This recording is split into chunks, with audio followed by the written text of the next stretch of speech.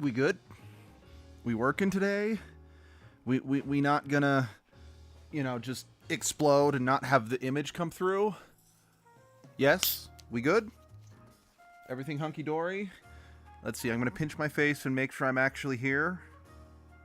I'm still dead inside, so I don't actually feel that, so maybe this all is just a fantasy. But, I feel adequately satisfied that the stream is going to work this time. So hello everyone and welcome back to Knights of Azure. Let's see, where were we in the story last time?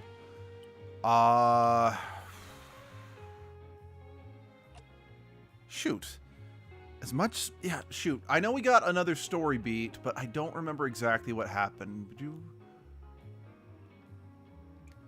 Yeah, I think the moon is almost full, and we were basically told it's like you gotta find the blue altar and go and sacrifice Lilise to it. So, yeah, things are starting to ramp up, to say the very least. Still don't have enough blood. I did get the blue form last time. That was nice. So, that was exciting. Let's see, sadly, different state, but I can... Oh, hey, yep, so Val's here, everybody, but I can still root for you now. No bullshit. Back to video game, yes! Now that we've had plenty of time to chat in text over the bullshit, let us get back to video games. We got new housing Qatar. And yeah, I believe one of the quests I'm working on, I have to go to the graveyard, but I don't think I have access to that yet, so let's just keep the story going. Alright, boxing. I don't think it's where I want to go. I do think it's this way. If I'm wrong, then I apologize for wasting time, but at the same time, I get blood out of this. Hello, black doggies. You know, I know I've said it once, but I will say it again. I'm sad I don't have one of these, like, black hound things as a servant, because I like their general aesthetic. I know it's very basic. I know they kind of look like, more feral Heartless from Kingdom Hearts, but I don't know. It's a design that works. I mean, then again, I think most of the designs in this game work. Just in general. This game has very good aesthetics. So I'm just going to beeline straight to that red arrow to just kind of see where it takes me, so I can kind of make a let's see. Oh my gosh, did you see the new Violet and Scarlet patch? The thing was huge and it took 3 hours to download. Actually, no, I haven't actually plugged my Scarlet and Violet into my Switch since since I beat the main story, and I've just been so preoccupied with other games since I have... Yep, we're going in here. Oh, yeah, we're definitely going in here. And I've just been so busy. I've been replaying Mass Effect. That's been taking a lot of my time. I just got Baldur's Gate 3 and a game called Kenshi on the PC, because both games are recommended as possible edgelord games to stream, so I want to at least get a feel for both of them so I know if I can actually, play those games, because I don't like not finishing a game for a stream. Yes, I know I abandoned Knights of the Old Republic, but that's because that game was glitching to hell and back. At least that version of it, because I've beaten Knights of the Old Republic. It's not difficult, but I just was too frustrated at that point. Plus, I got the Metroid Prime remaster for the Switch that I need to get around to, plus just a stack of PlayStation games that I've gotten at various sales that I haven't touched yet that I really need to get to. Let's see. I'm actually thinking of, since I was planning on bringing edgelord through a Zelda game, just since, Link doesn't talk, and as long as it's not Tears of the Kingdom or Breath of the Wild, I can rename Link to edgelord, so that could work.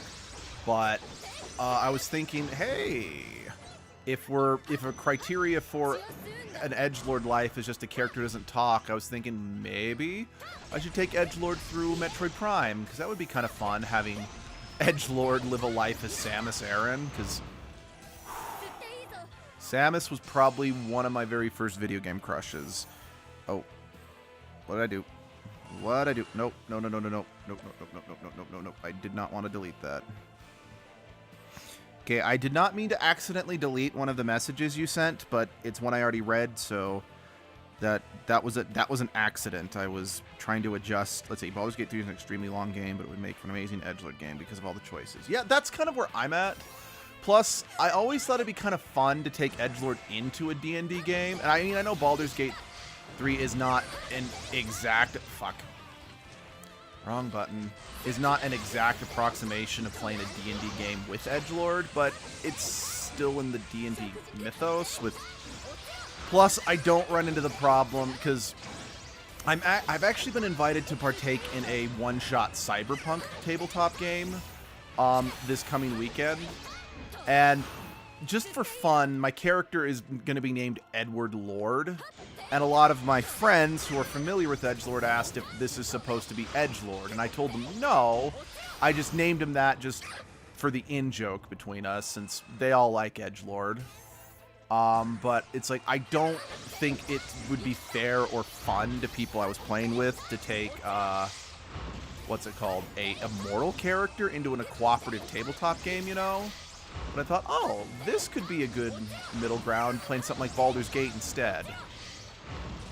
Now, the downside is fuck. And again, this is my biggest problem anytime I played something D&D, is I'm looking at it, I'm like, do I want edgelord to be a dragonborn? A drow? A gith? Because gith are my absolute...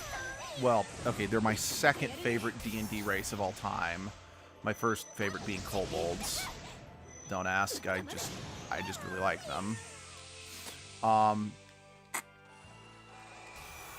Why can't I use my...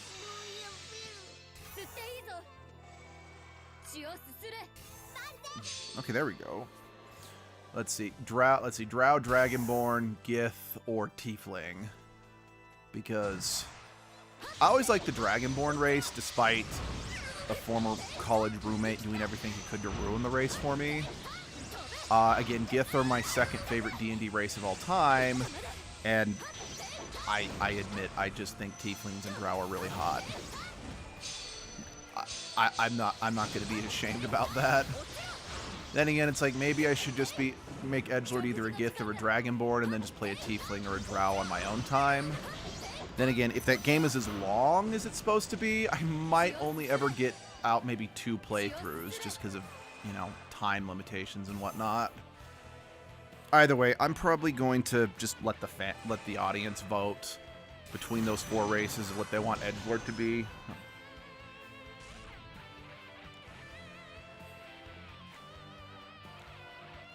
What the heck was that? Like, seriously, what the hell was that? But yeah, kind of the same thing I did for the species, what race edgelord was going to be in Xenoverse, which I realized I accidentally set that poll to expire after only 1 day instead of a week. I mean, hell, I accidentally deleted the first poll because last weekend was a clusterfuck, so I do apologize about that, everyone. But let's see. I think Gith and Tiefling, since they're the new kinds of races out there, there are new kinds of races out of the things edgelord was stuck being, and they need the experience. You know, that's a fair point. Like I said, I still might put the poll up on Instagram, but I maybe will narrow it down to those 2 things rather than put the Drow and the Dragonborn on there. I mean, I know early on I wanted to initially go Drow. I have no particular reason for that. I just... The image of, you know, edgelord being a sexy Drow woman kind of was funny. Then again, I don't know, as I've been... I still stand by that edgelord is non-binary. But yeah, oddly enough, both me and even the audience, because when I polled everyone about what gender they wanted edgelord to be in Jump Force, although that worked out horrible, that wasn't a possibility, or at least not something I was willing to do, because I had to delete all my even hard-earned work on that game to do a brand new file, and like I said, I wasn't willing to do that. But yeah, people have been voting more and more for edgelord to be female in a lot of these playthroughs. And heck, even I've been leaning a bit more on edgelord using a female avatar for the most part. Again, I don't really mind one way or the other. It's just, oddly enough, the more I think of edgelord, the more I think of them in, you know, a more female presenting body, oddly enough. Let's see, Baldur's Gate 3 free is the first game where you can actually be non-binary. Yes, actually, I did notice that, because I did load the game up, just kind of took a swing at the character creator, you know, got into the gameplay, because I just wanted to make sure the game would actually run on our PC. Because, well, it's not a bad PC, but it's not, you know, top of the line anymore. Because, actually, because it was a gift from Jessie. She built a new PC and gave us her old one. Actually, just while you're here, Val, because I haven't gotten a response outside of Muffin saying that they're good either way. But, yeah, I just want to get your input. So, with what little votes I was able to gather for edgelord's Next Life, which I will be streaming tomorrow morning in the Xenoverse game, along with just, I asked some friends who don't use Twitter, and basically the Majin race won out. So that's what edgelord's going to be. They're going to be a Majin, but what's the word I'm looking for? Should I just stick with the original poll that I did for Jump Force with everyone voting that they wanted edgelord to be a woman in Jump Force? Or should I just kind of flip a coin and decide whether edgelord's male or female in Xenoverse? Did I make any sense with what I'm saying? Because I'm kind of rambling. I guess what I'm saying is that people voted for edgelord to be a woman in Jump Force. Should I uphold that and just carry that over into Xenoverse? Or, since edgelord was a woman in the last playthrough, aka Soul Calibur, should I make edgelord male in this next playthrough just for variety? Well, let me phrase that. Have them in a male-presenting body. Hold on. Because, I mean, don't get me wrong, the female Majin look way better than the male Majin in the Xenoverse series. Let's see, flip a coin. That's true. You know, I like that. That's fair. That's fair. Because I think, because the main reason I had people vote on Jump Force was because your choices were so limited in Jump Force. I was just like, hey, guys, male or female, let's just, yeah. So. But yeah, no, I like that. I like that. We're going to do that. Yeah. So yeah, that's what we'll do. And like I said, we'll be doing that tomorrow. So anyone who is available for that, who wants to help kind of craft what edgelord's going to end up looking like in Xenoverse, there we go. Oh, I also plan on doing Xenoverse and then also doing Xenoverse 2 afterwards, just because I really like both games. And I think, because, so the avatar from Xenoverse 1 you can port over to the sequel, and I just think it could result in some really funny out-of-body comedy. Let's see, I actually really liked Xenoverse series.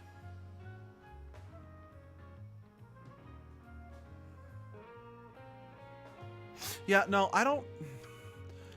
I've heard Dragon Ball FighterZ is good for what it is, but I'm like, no, what I liked about Xenoverse... I mean, it's the same reason I kind of like Sonic Forces, as bad as that game was, is that it's really fun to just make an avatar in that world, you know?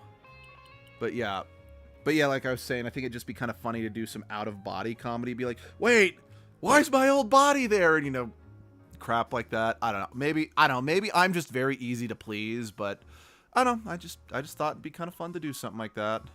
Need to get my spirit up.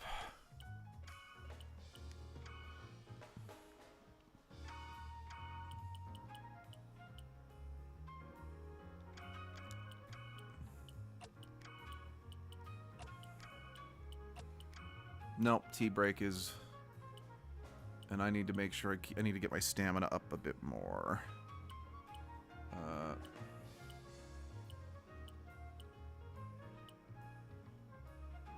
So gardening, that's gonna stay.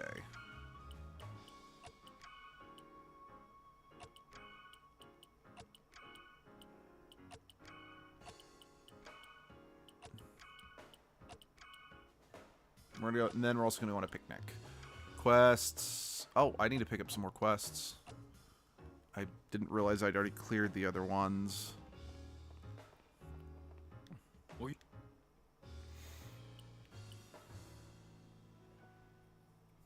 Oh.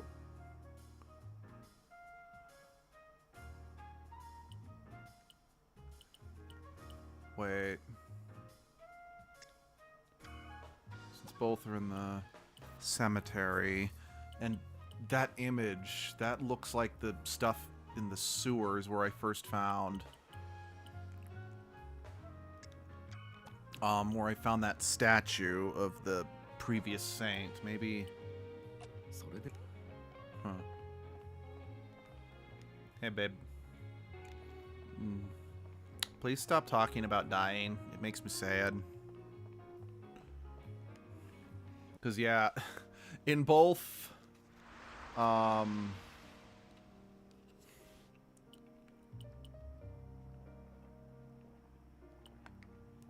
when I played in both Xenoverse 1 and 2... I just played as the Frieza race both times because I really liked being able to play as that. So I am kind of glad someone did vote on something different. Just to kind of, you know, force me to try something different. Although I was surprised to just see how overwhelmingly popular the Majin seemed to be with people. Again, not that I have anything against the Majin, but... Then again, the Majin is a race that actually confuses me a hair in the Dragon Ball canon. So I'm like, I thought Majin Buu was supposed to be like a one-off, like, created life form or something like that. Again, not that I mind, because again, I think it's kind of cool. I think they're a cool race.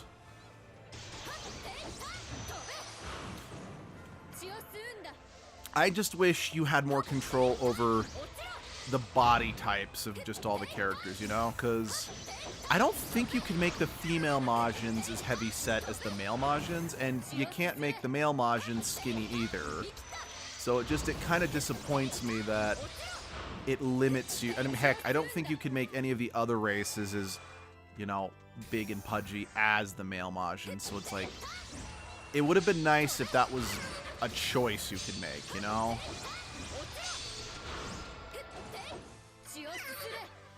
Because, you know, it'd be fun to, because, I mean, Beerus's brother in the anime, he's thick.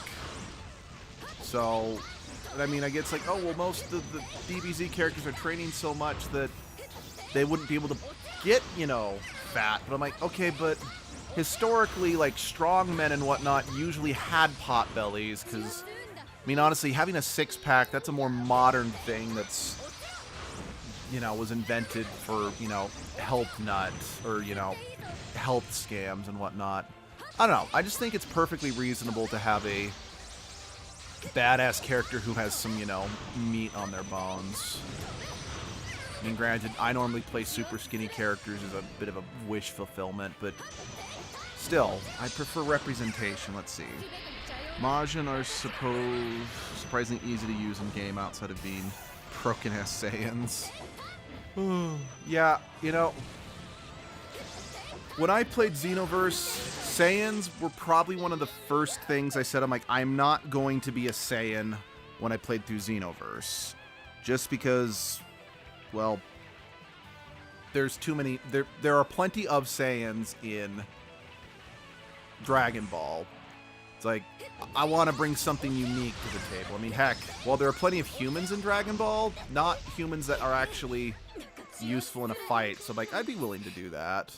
I mean, don't get me wrong. If I'm presented with an option, like, I will almost always, if I'm playing, let's see, that isn't just a thing for an unhealthy life. Sometimes it's literally just how you are built. Just like any other Asian countries, fit, fat is 100% thing. No kidding. Because, yeah, it's like the whole, like, supermodel skinny, and like, that is like an American, you know, that's a white person invention, basically. In order to push, you know, in order to sell, like, fashion and glamour magazines. So it is 100% possible to be fit while having meat on your, yeah, you know, like you just said it perfectly. Because again, different people's body process food and stuff completely differently. But yeah, I will never be a human or a human adjacent species like elves and whatnot. For the well, high elves. Like I said, I was willing to entertain the idea of being a drow in Baldur's Gate 3 just because you don't really come across dark elves as often as I kind of felt that you should in many fantasy things, just because I'm like, okay, if I play most video games, I'm going to be a human. So if I'm presented with an option of making my own race, I'm not going to go with the human option. So that's why whenever I play Xenoverse, I always go for, like, the two characters I played the most. I mean, okay, yes, I was a Frieza race as my main character in both the first and second game, but the second character that I played the most was a Namekian, because you're only going to be able to be a Namekian in a Dragon Ball game, and quite frankly, Namekians get shafted in the DBZ universe. What the hell? Whoa. What is this thing? I've beaten this game. I don't remember this thing. Oh man, please tell me there's some like in-universe lore dialogue conversation about this, because we're fighting a demon that, you know, kind of resembles, you know, almost like a nun, Grim Reaper. This could be like some interesting insight on like the corruption of the church of this world or something. Oh, by the way, Val, here's my blue transformation. I got this last time. This is probably the best one besides the demon form and besides maybe the ultimate form that I don't think I've ever seen, because I think that's only unlocked in the post-game. But yeah, it's my mage form.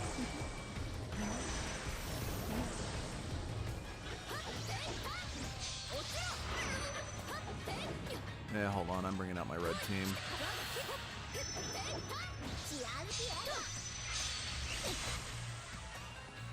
Oh, I'm stunned.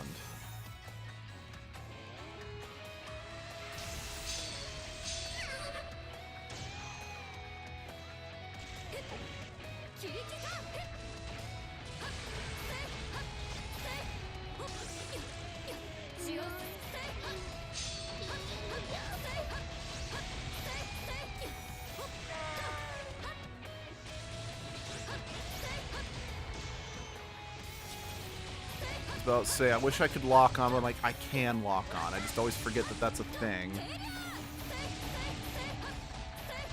Okay, my gun's not doing fuck. It's not doing fuck all. It's like, I kind of knew the gun was useless, but I'm like, okay. I'm taking enough damage up close, let's give it a shot.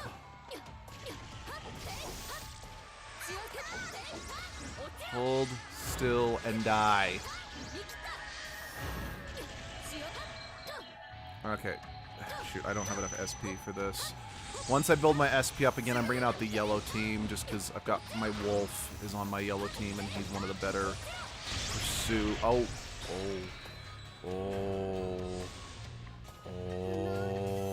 Wait, what happened? Why is it stunned? I'm not complaining, but that looked like it was unleashing like a mystic art from a Tales game, and then it's on the ground. I don't know, maybe it just, you know, threw too much of its, you know, power into that lunging strike and, you know, just had to pass out. I don't know. What was that? What was that? Oh. Okay, you know, time to bring out the next crew. Oh, Okay, I guess I have to wait to bring out the kitty cat. Spider. Ow.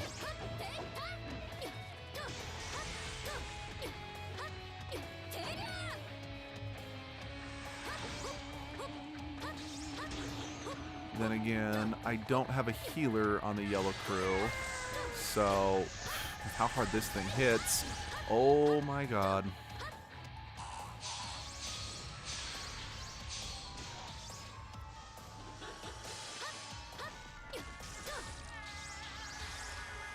Hey, I do apologize.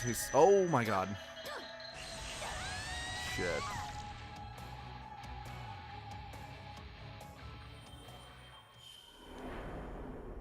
Oh dear. I think I'm gonna have to stick with my blue or my red team because those are the ones that have active healers on them.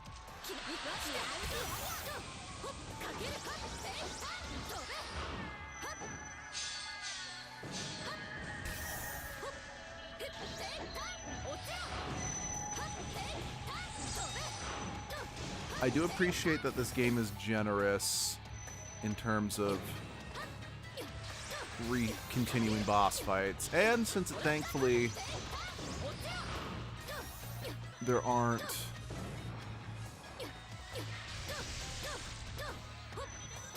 since the time limits are turned off for boss fights, it's not like, yeah, you can continue the boss fight, but you have to keep whatever time you were at. So I think that's what happens if you choose to continue the fight, or can choose to continue the level if you die just out in the world. Hold on, maybe the you know, yeah, maybe the daggers will be better for this fight. Okay, I say daggers, but it might be more accurate to say the short swords. I mean, I guess these are daggers if you're like, you know, 10 feet tall.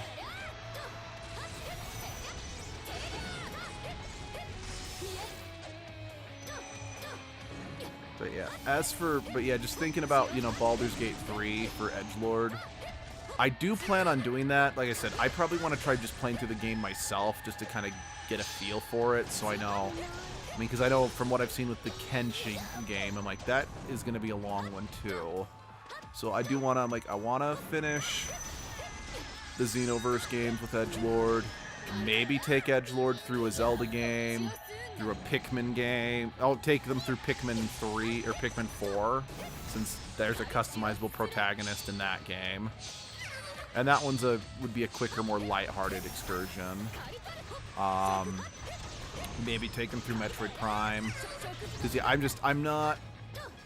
don't want to jump into a stupid long Edgelord game just yet, you know? Since what's what I'm looking for? Just because I don't want to, you know, drag something out to the point where the edgelord humor, if nothing else, stops being fun, you know? Because plus, as I had to kind of check myself when I was doing Skyrim, be like, okay, could I keep going with this? Absolutely, but I feel like I've naturally played out what a person would be doing at that point, you know?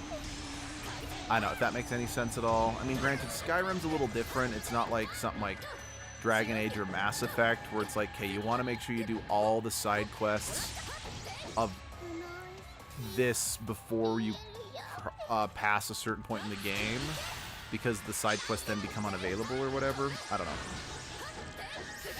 Let's see. I cannot play Baldur's Gate 3 without commentary, and I'm trying really hard because making a tabletop of this game to play with Endangered. Oh boy. How is Endangered doing, by the way? They haven't been turning up for the streams in a long while, which, I mean, I get. I don't think I've been playing any games that super interest them. And heck, I think they were one of the people who were excited about me doing Knights of the Old Republic, and I pussed out on that one. If they were not one of the people who were excited, then I do apologize for getting that wrong. But yeah, haven't seen them in a while. How they doing? Hope they're doing good.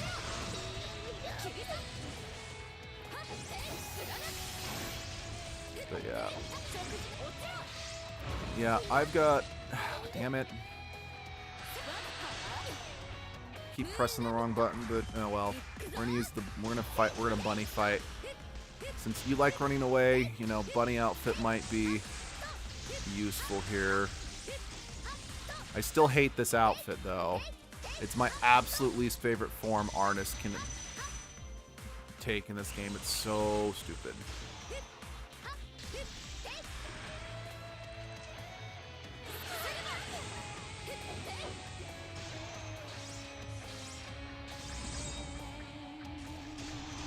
Wow, that did not take long to get Gulliver down.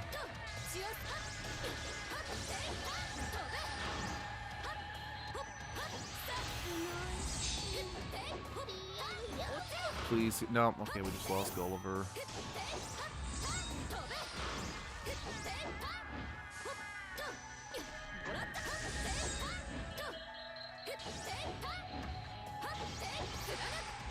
I will read that in just a second.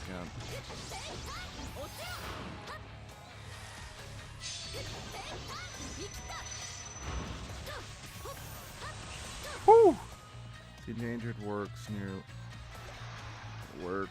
really early AM on weekends, so it makes sense given your streaming. And yeah, I feel bad because I know that a number of people, like my old streaming schedule, streaming in the morning on Wednesdays that I had like a year and a half ago, worked really well for a lot of people, but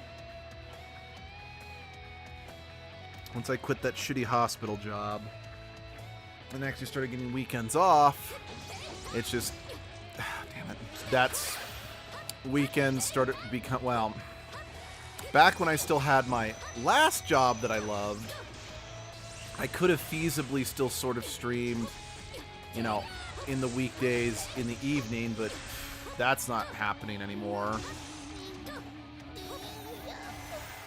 Given that, you know, I'm expected to work 10 hours a day, which wouldn't be so bad if it wasn't for the fact that, you know, I had anywhere between an hour to 2 hours commute.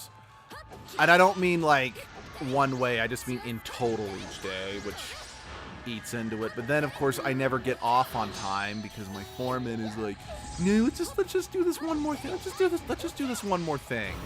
Because, well, I want to be at work, so ergo all my employees should want to be at work. No, fuck your families. They don't matter. So yeah. Yeah. But yeah, I do, like I said, I do feel bad for everyone who used to always make it a point to join me for the streams, who now can't because life got in the way.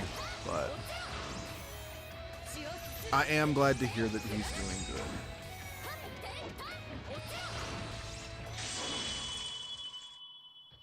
Huh. That was a very matter-of-fact death. It's like, and I'm done.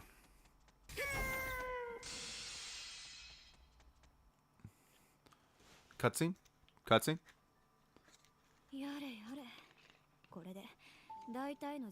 So no acknowledgement that that looked like a, you know, Grim Reaper nun. Well, it is a altar, and this room is blue.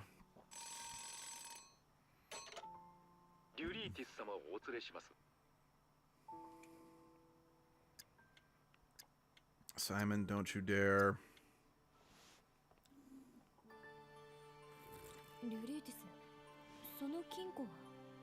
Yeah, we've been kind of asking about that safe this whole game.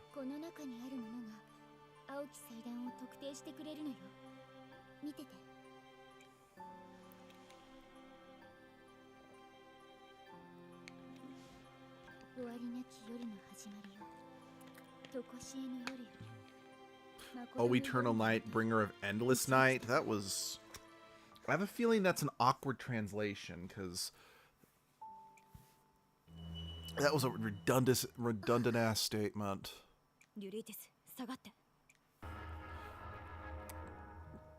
Oh. Hi. I mean, I don't feel I should ever be surprised when you show up, but I don't know, you also feel so incidental to the plot, I kind of tend to forget about you until I see you.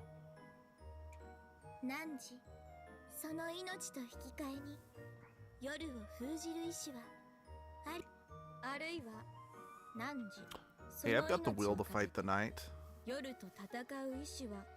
Wait, did that line just repeat?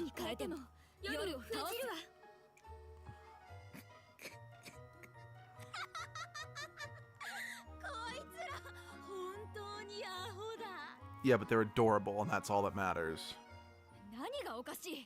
Why so serious? Hashtag not my altar.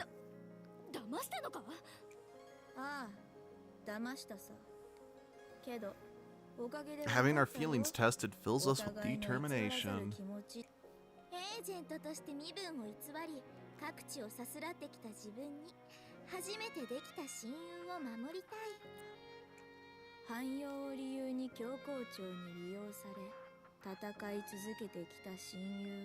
Okay, are you building to something?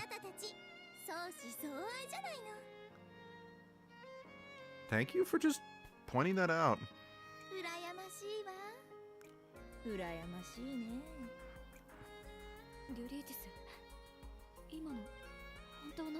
Make them acknowledge how they feel. Wait, what's a lie? Yes, but do you love Arnis? That's what's important in this conversation. No, come back. Thank you, Arnis. Make it happen.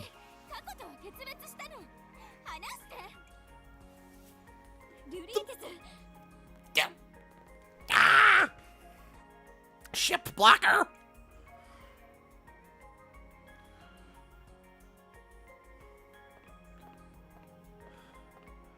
Accept our feelings.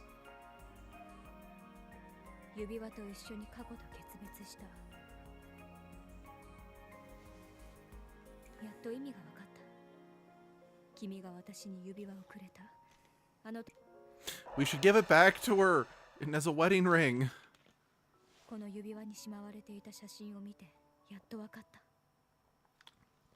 That's a pretty small picture.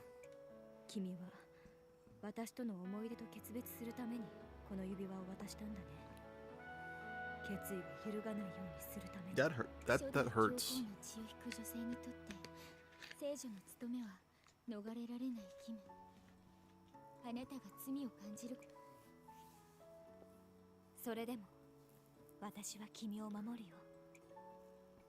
Hold her hand. Oh. Cutscene?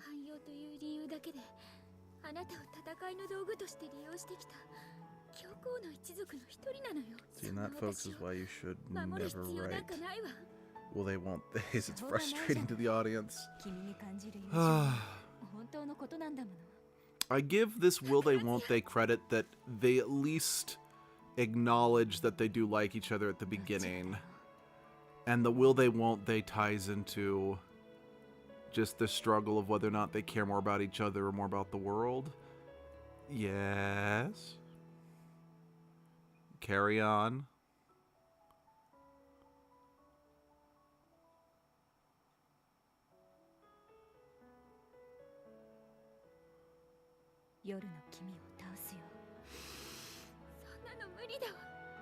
No, it's not.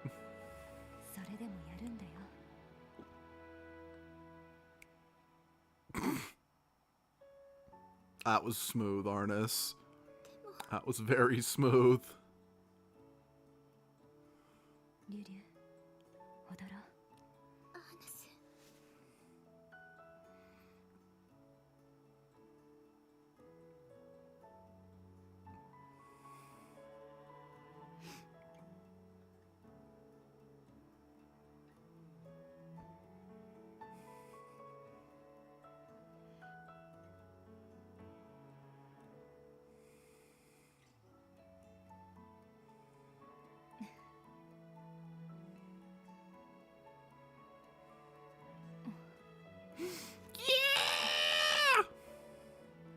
I don't know why it had to cut away, but it's very clear what happened, right, guys? She went in for the kiss. Oh. Really? I don't remember that. I did not remember the moon becoming less full. Huh.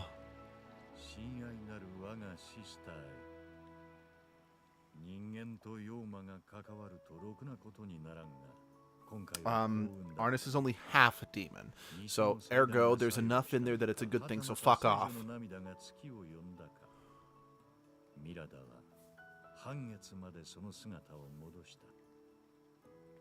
I don't care, fuck you. That was beautiful, and it's precious, and it should be protected and nurtured and cultivated, and, you know, sung cute little lullabies at night.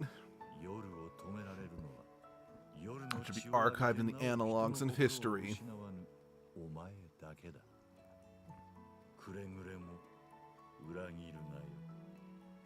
Hey, guide, why don't you guide yourself off a cliff? Also, who are you? Like, for real, who are you? We know for a fact that in this universe that... It's scared!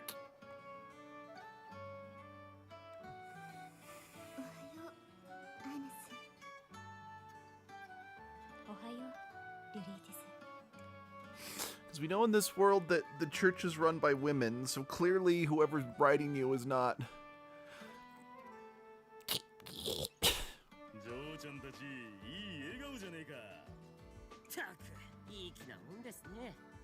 Fuck you. Well, take your stomach and shove it up your ass. You have any idea? You know, just stick with that. Shove it up your ass.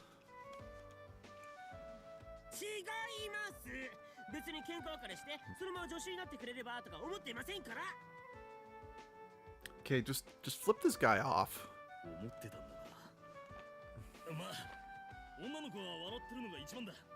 Okay, that's a wee bit misogynistic, but I appreciate the sentiment.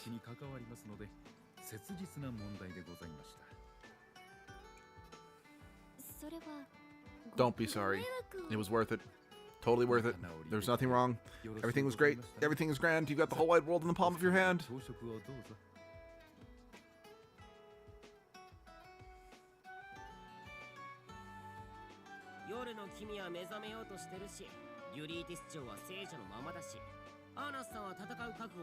And water's still wet. What's your point?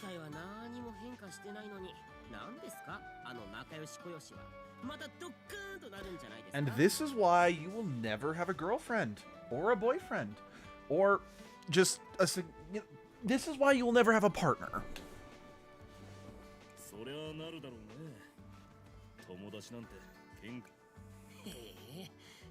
Heck, I don't even think your dog would stay with you with just shitty attitude like that. Wait, hold on. I just realized with that scene, they were implying they had sex. You don't stay in bed like that, especially in less clothes. Yeah, no, for real. Like, they should have shown the fucking kiss. Like, I'm upset about that. But I really like the fact that this game just casually showed that and said, yeah, there is nothing wrong with that. And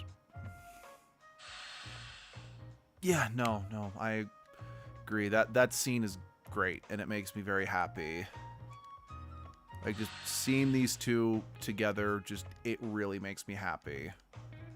I love Arnis and Lilise as a couple. They are so wonderful and so cute together.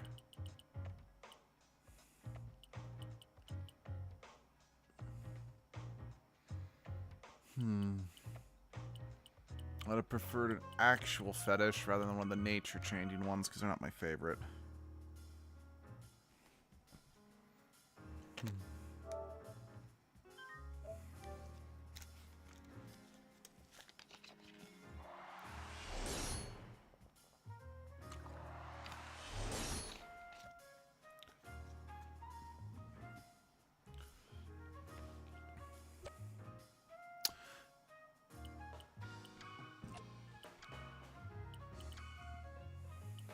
Okay, we are still in chapter 4.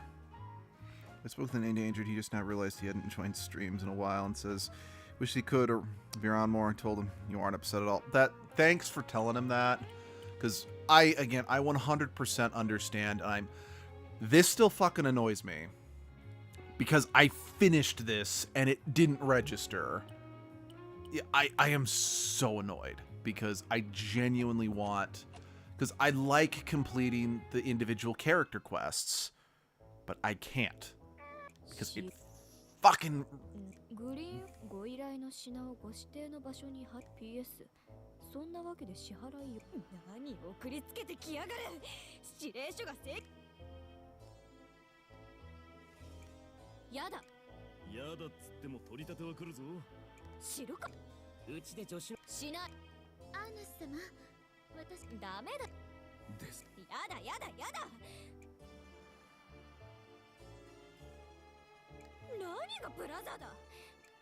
Oh, so you don't even know who your guide is. Here, let's...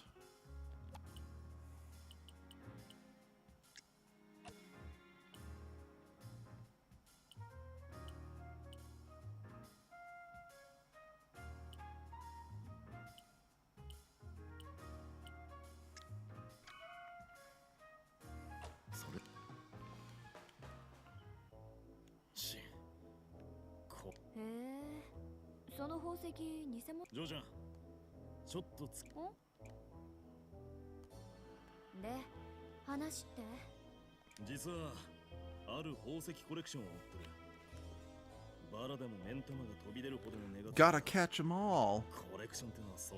Oh yeah, I also do want to take Edgelord through a poke. I'm left this conversation way in the dust, but I just remembered. I'm like, I do also want to take Edgelord through a Pokemon game before I take him through something like Baldur's Gate. I'm thinking probably going to take Edgelord through Arceus, just because, I don't know, Arceus feels more Edgelord speed than something like, you know, Sword Shield, Scarlet Violet, etc.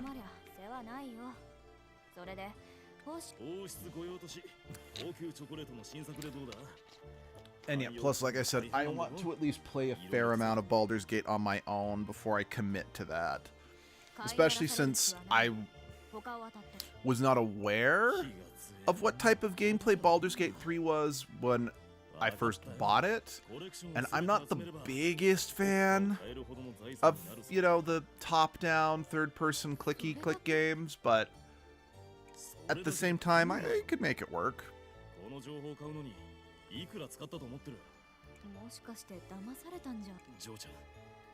I just wonder if it's better for Edgelord. It makes way better comedy opportunities. That is true. I'm still trying to... Okay, so when I do finally get to Arceus, I'm probably going to let people vote on which starter they're going to get. But yeah.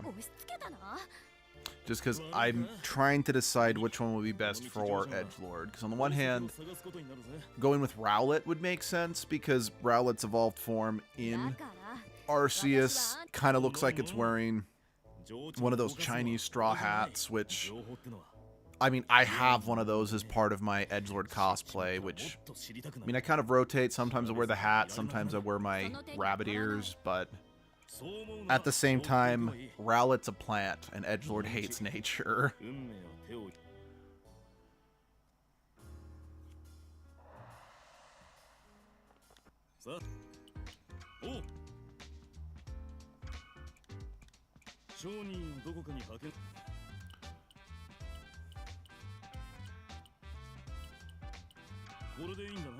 So yeah, I'm probably gonna let people...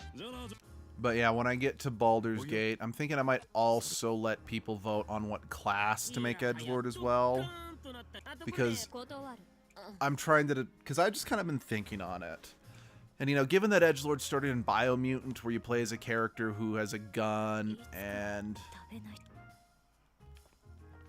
a sword, I mean, toilet brush, fists, whatever, it might make the most sense for Edgelord to be a ranger. But then again, Edgelord, like when I went through Biomutant specifically with Edgelord, he was the Psy Freak, which was, you know, Biomutant's equivalent of a magic class. So it might make sense for Edgelord to be a sorcerer or a warlock. But then again, most every other game I've played through, I don't know about Cyndaquil, but that's mostly because it's got the edgiest. You know what? That's fair. That is very fair. Plus, for me personally, I went with Cyndaquil when I played through that just casually because it was, out of the 3 available, that was the one I liked the best. But like I said, I do think I will let people vote on that one regardless. But so many of Edgelord's other lives, he's been more, you know, brute strength rather than magic. So I feel the argument that Edgelord started life technically as a magic class is kind of null and void at this point.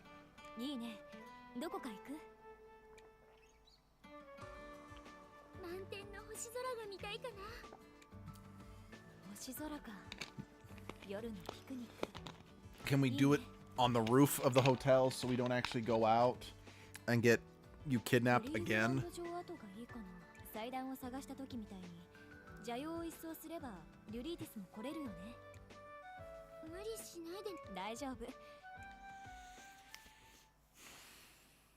This doesn't sound like a good plan to me.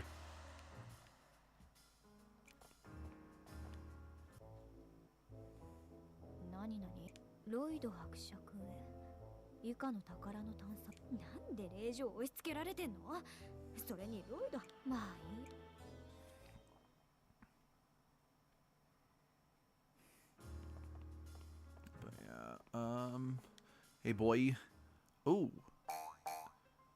Did you just turn pink, or have you been pink for a while? I know you started yellow, but that's a good color scheme for Toy Soldier.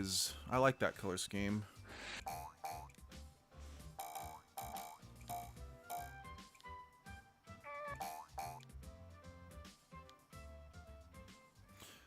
Actually, hold on. Do I have any new fetishes? No. No, please go up. Here we go. Yep. Let's get that. Keep working on spirit. Come spirit, come charm, come days that are warm. Magical spell, come help them get well. I really have not been running into issues with the time limit, so I'm not too concerned about that. So yeah, I want to get another deck.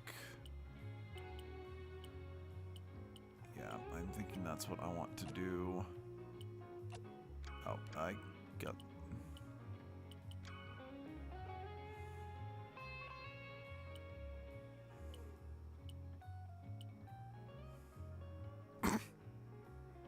I definitely don't want that. That would give me a headache.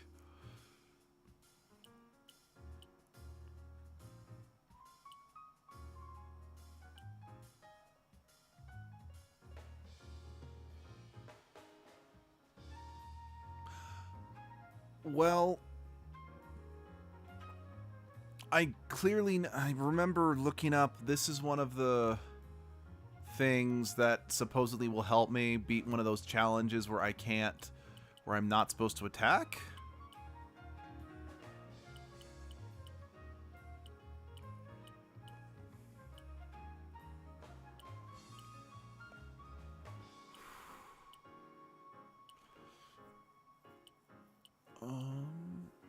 Where is... I'm gonna put one of the Hermes sandals on. Yeah, right.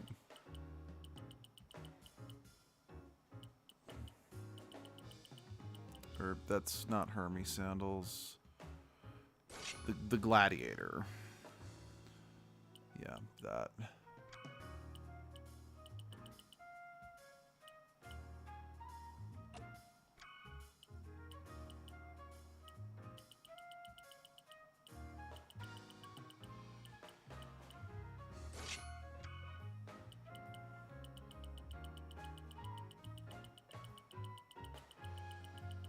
I know I haven't. There we go.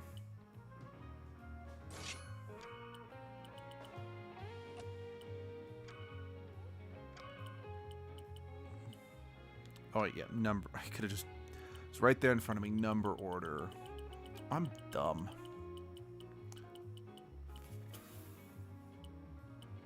No, I am satisfied with the vampire bat I had. So what does this one do? Yeah, definitely want to keep that.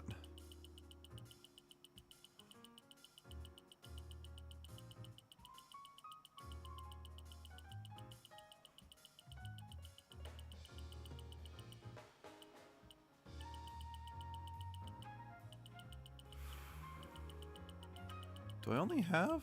I only have one colossal fragment. Okay, yeah, that's fine. Action management, daytime activities, spirit.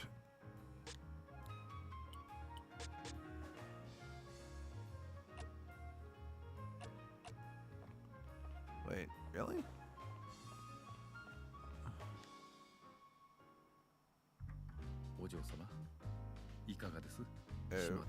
夜が深くて長いね。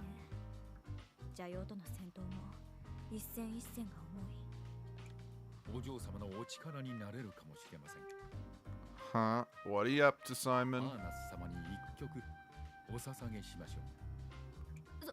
そんな捧げるなんていいわ。そうおっしゃらずお付き合い。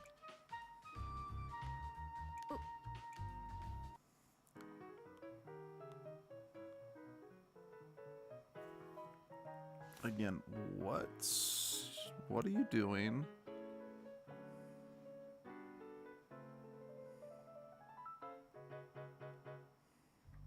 アーナス様のイメージで弾いてみました。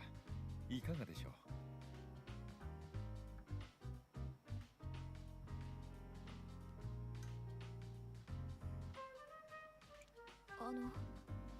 私曲を作ってもらうなんて初めてで。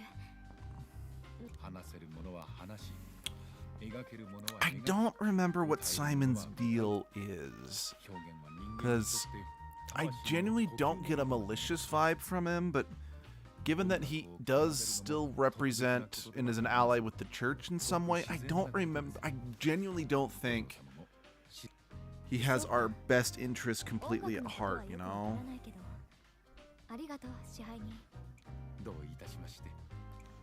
Or at the very least, he definitely maintains the idea that he would much rather see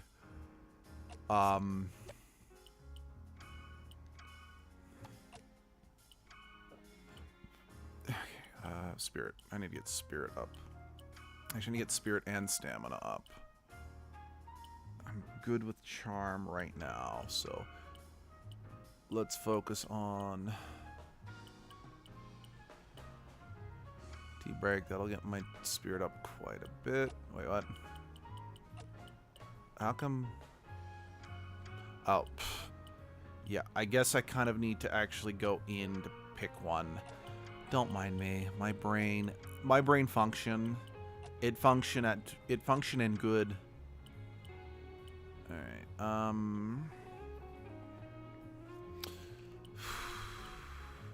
Okay, I am gonna keep upping charm a bit, just because I know charm does take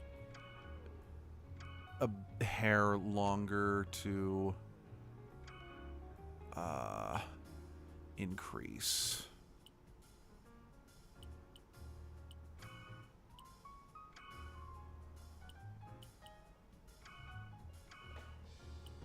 Right, this just ups the stats. It doesn't actually help them level up, but that's fine.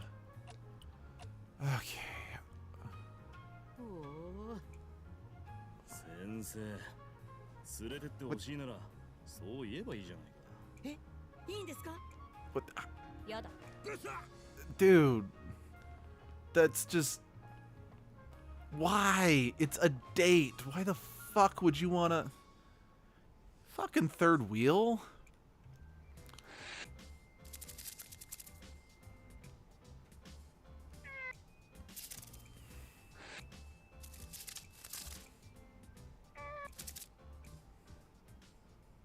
I mean, even if it wasn't...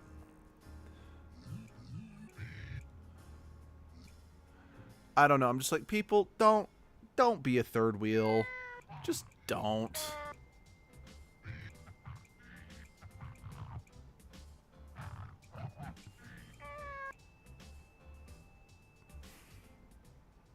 My wood golem's awesome. Wow, I'm getting a lot of events with my servant. Oh. I'm terrified of spiders, but I just want to hug this guy. Oh, man. あった Oh. 自分で兄弟に置いたの忘れてたんだな。なんだ I knew it. Whatever that was, I knew you were gonna jump up and eat it. Fucker. このバカ猫め Agreed. Fuck you. まお前そういえばリュリーティスの指輪ただの猫じゃないな言わないな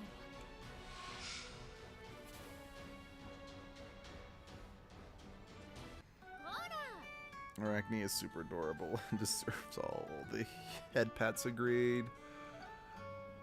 No. The least you don't understand. This thing's the demon. 剣で脅してないし Like, seriously, we've known for a long time this cat is up to something. 違う Because よしよし we've seen it associated both with the Night Lord and the church. So something shady's up. ちゃんと手当てし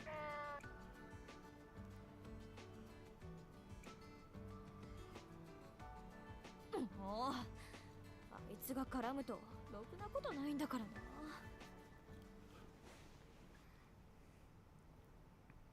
A cat's the devil's taint.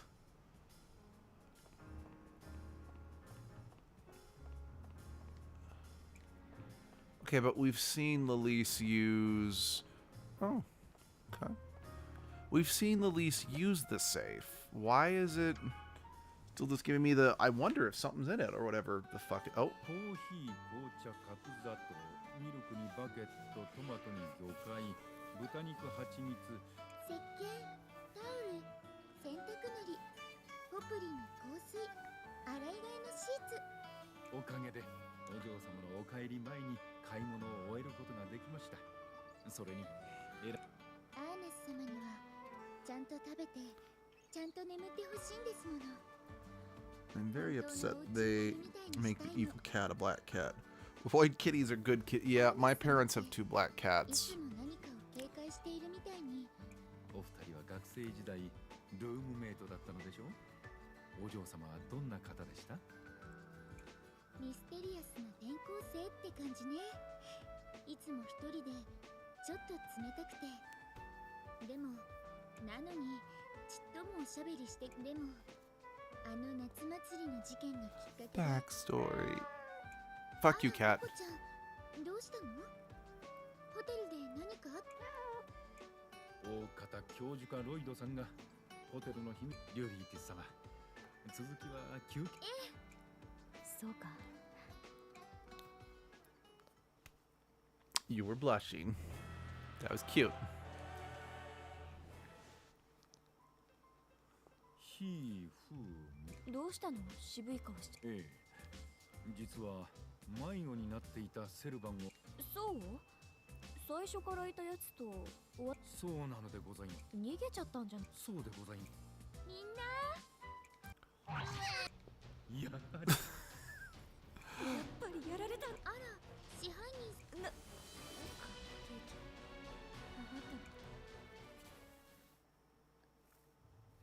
Well, I like the fact that Lilise's killer cupcakes are, shall we say,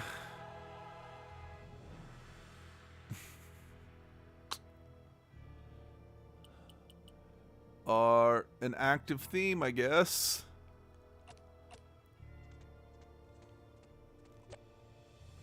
That might be enough blood to level up.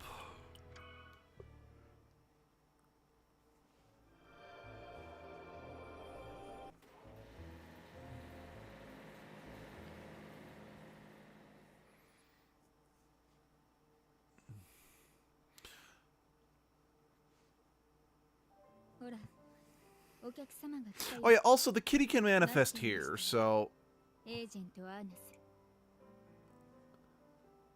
like I said, I do not 100% remember what that cat's deal is, but I know it's not 夜の trustworthy. 道を奉納する。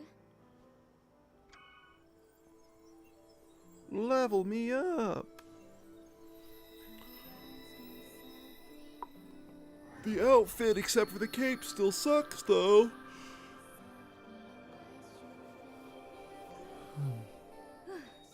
これでよしと。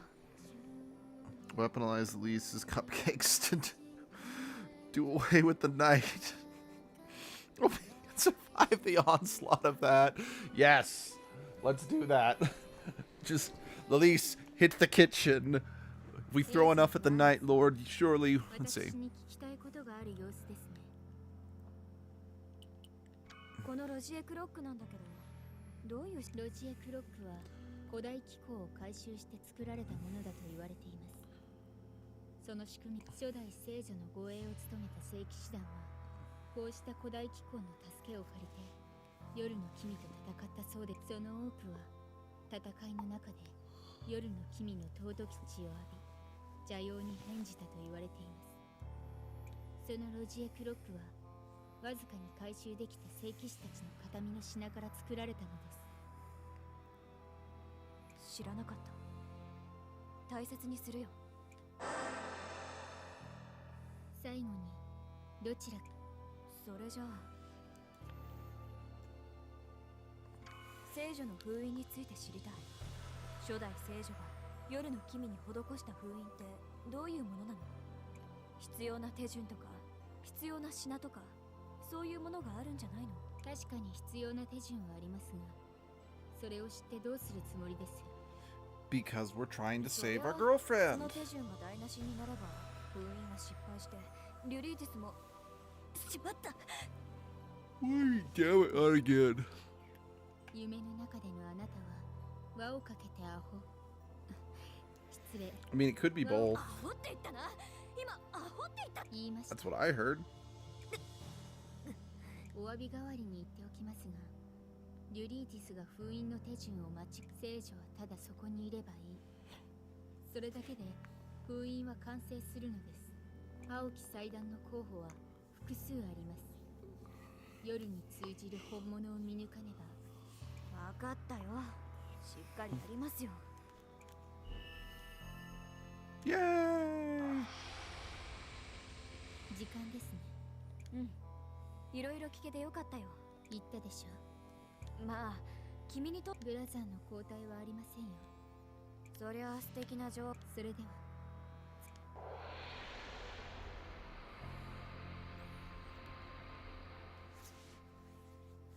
Friends for eternity, Lloyd.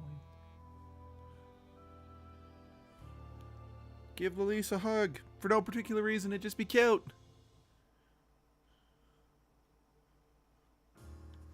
No? Okay. I'll take what I can get.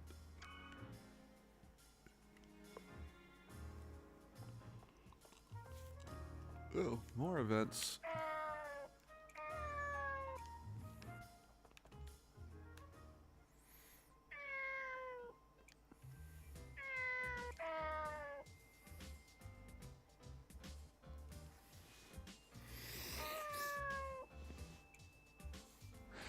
I think the black cat took exception to that.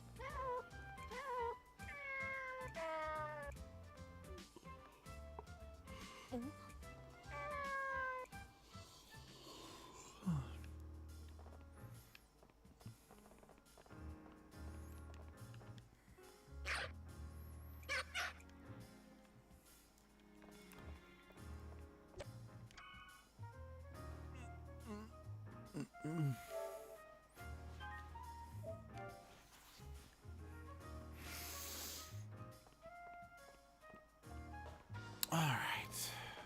I've got my quests. Yep, I've got my quests.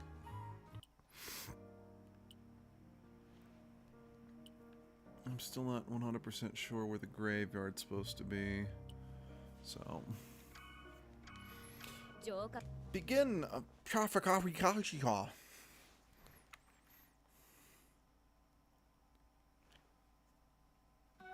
ってらっしゃい。 I will, sugar bum. 夜のピクニックか。 I mean, 天体観測なんてね、世界最後のバケーション。 stop bringing the mood down just because you weren't allowed to come, asshat. おっしゃらないでください。教校長の働きで夜の力を少し押し戻すことができた。 Sure we were. でも青き祭壇は外れだった。 私は残り I ます mean, わ。 why not focus on selling your soul? 夜の始まりを見届けなければ支配人、あなたはどうするんですか？ Die in a fire. あなたが傍観者、私は観察者。ロイドは冷やかしの客ってところですか？ 主役はあの二人さ。神様はなんであんなか弱き少女の方に。 Have you seen Arnis? And hell, even the Lease. They are not frail. Stop being sexist. さあ、ピクニックまでに新作カップ。皆さん、ご試食お願い。 You can't. You got three can't handle her cupcake. So who's the frail one now? It's going to be an eternal loop of yawning. Every time you yawn, I yawn, then you yawn. Oh no.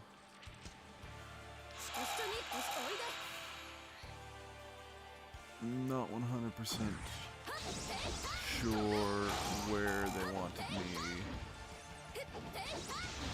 Look. 食事の時間だ。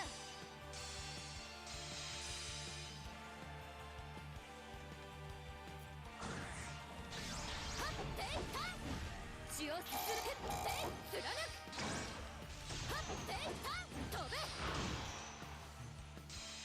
はって飛べ。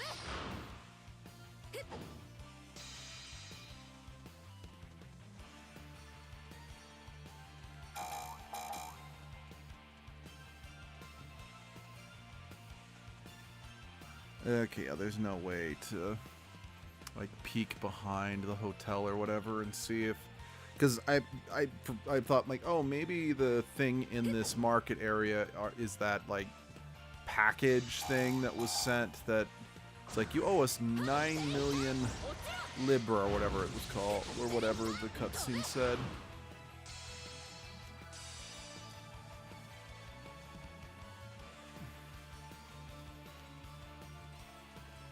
To the alley. Or maybe this is the alley in question. This may be the alley in question. Oh, yep. This is the alley in question.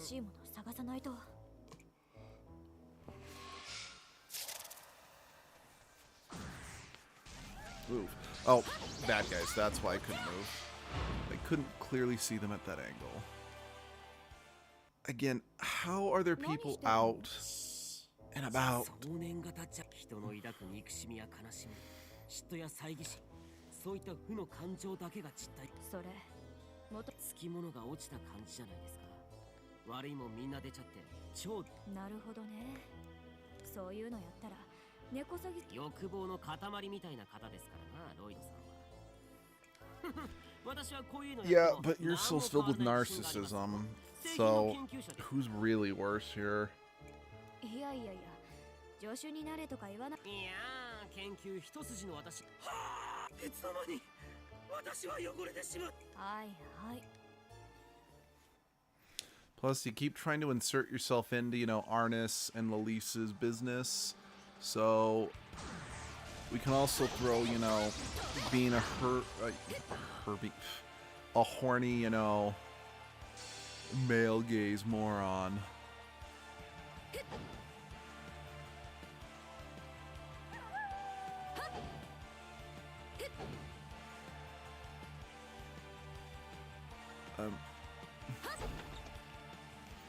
Okay, I for some reason thought I did open it, so don't mind me.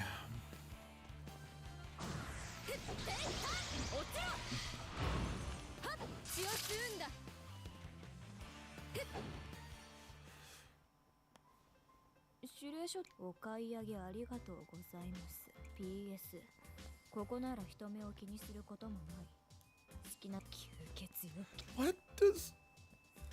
Are you trying to suggest, oh, the tomatoes can be used as a placebo for your bloodlust? It's like, we drink blue blood, so tomato juice ain't gonna help. Lee Stornus has no patience for this nonsense. Agreed. That's why I mean, don't get me wrong, I don't think it was necessary in general to have a male character being a little too invasive on their relationship, but at least Arnis doesn't entertain the idea purely out of the sake of being polite. It's like, just shut it down. People do not need to put up with this kind of crap.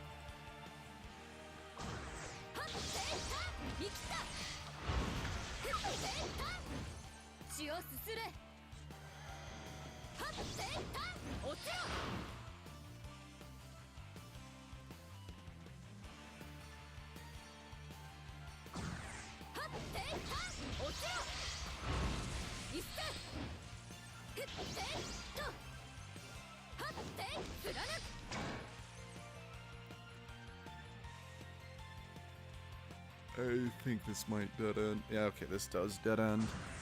Oh, okay. That's right. This will probably eventually result in a loop around that I can come back to, but not at the present.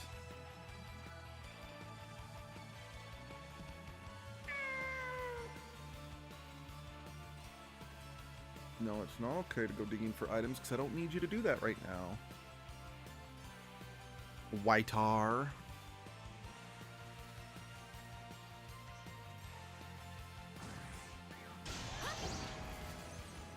You know, I am grateful that we've all gotten so powerful that even when those things pop up, it's just like, wham, bam, goodbye. We ain't got time for that crap.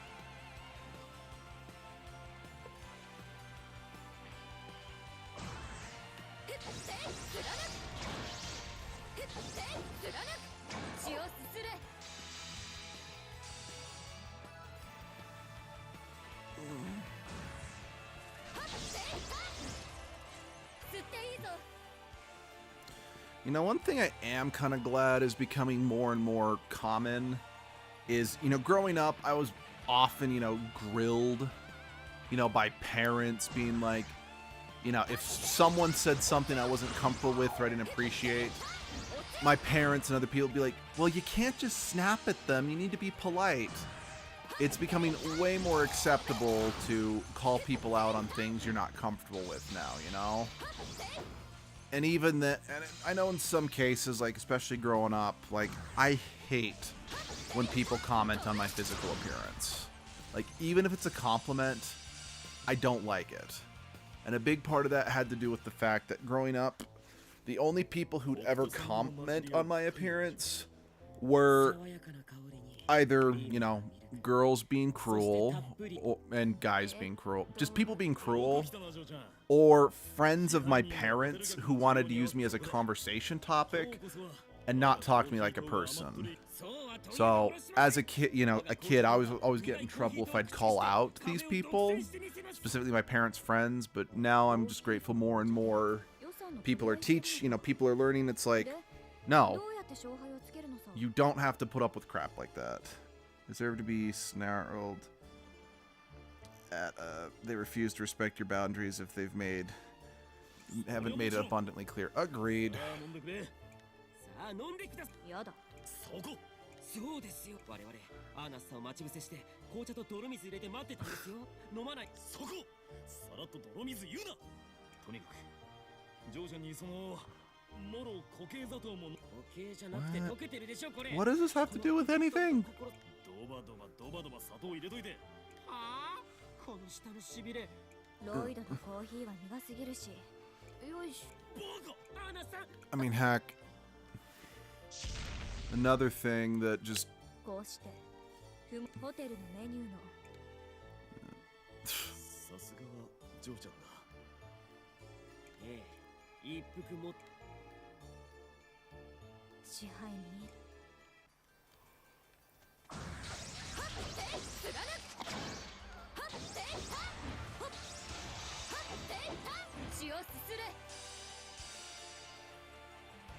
See, I have a boundary about touch. I don't want you to touch me without asking me first, and still people refuse to do it and get mad when I'm upset about it. I'm like, yeah, there's a reason why. I hate being touched without permission too.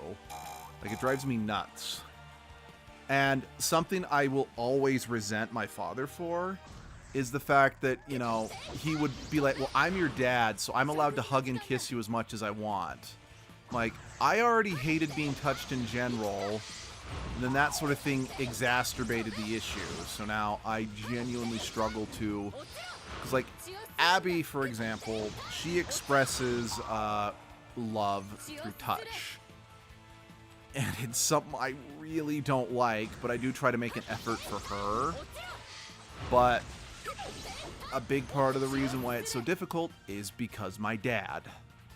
And like I said, this is something I will always resent him for, because I'm like, you made a bad situation for me worse, because he had that whole mentality of, well, I'm your dad, you owe me hugs and kisses because of everything I do for you. And yes, I do feel, you know, he worked hard to keep a roof over our head. He does deserve a certain amount of respect. But the fact that he would either take it without permission or take my things, hold it hostage, and simply say, well, I bought it for you so I can take it back, and say you only will get it if you give me, you know, 5 kisses. But then the motherfucker, you know, being the piece of shit that he was, I'd give him a kiss, I'd give him the second kiss, but he'd say, oh, that only counts as one. Like, he'd go like, one. I'm like, okay, you got 5 kisses, give me my thing. No, I didn't count to 5, so it doesn't count. I'm like, go fuck yourself. Like, for real, go fuck yourself. You are conditioning children to think that it's a-okay for someone to force affection out of them. That is how you raise a generation of kids to not know how to speak up when someone is genuinely molesting them or something along those lines. Is my experience as bad as some other people? Absolutely not, and I could acknowledge that, but I'm not necessarily condemning what happened to me specifically. I'm condemning that fucking mindset that I know, you know, a lot of people and a lot of parents feel they are entitled from their children. And just... I know a lot, like, I had one coworker be like, well, at least your dad wanted to spend time with you. My dad ditched me when I was a baby. I'm like, yes, I understand that. And I'm not saying that in the grand scheme of things, you have it worse. You don't have it worse. But as I've always said, pain's not a competition. And just because I didn't have it as bad as someone else doesn't mean it didn't adversely affect me. And quite frankly, I think that's something that needs to just be thrown out and parents need to stop doing. Because, like, there's a difference between being like, hey, I'm your parent who pays for everything and, you know, works hard to try to keep you happy. You need to show me some respect and, yeah, forcing affection out of people.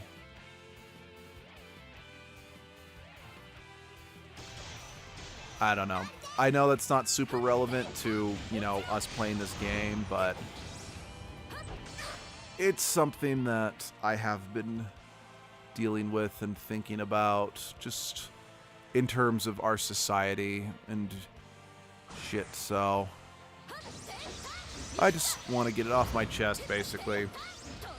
If treating children as property instead of autonomous beings needs to stop in general. I agree. I mean, especially since we've seen it, you know, amplified to the absolute worst possible outcome.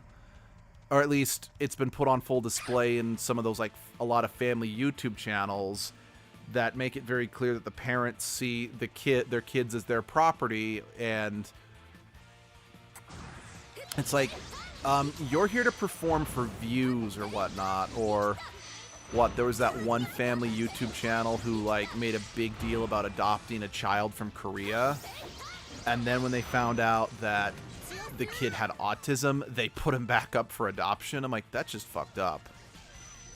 That is really fucked up.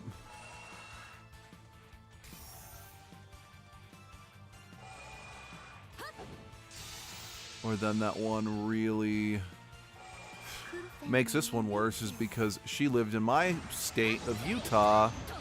I think it's like I think she was like the 8-passenger YouTube channel.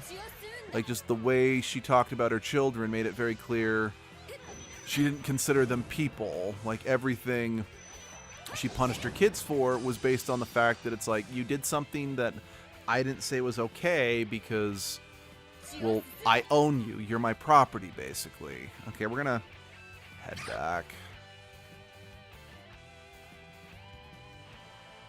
Just if for no other reason, we can roll the clock over and get some benefits. Plus, I can't remember where else we need to go on the map, so it might just be easier to go back. Let's see, God, I hate the topic of that in general. If you're not prepared to deal with the neurodivergence or the disability, ever have a child, period. Yeah, seriously, for real. I couldn't agree more.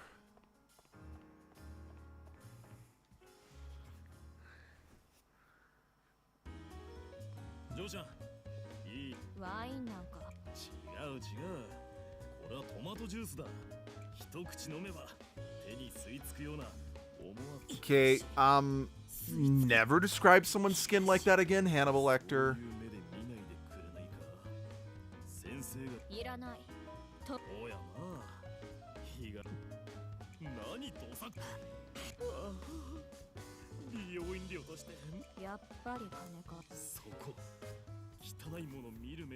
Well, but Lloyd, he's drinking the tomato juice to get his skin nice and plump for you.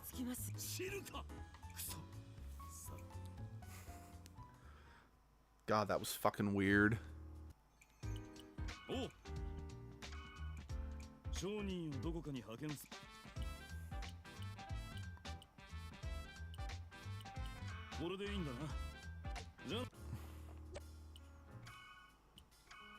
Oh, new skill?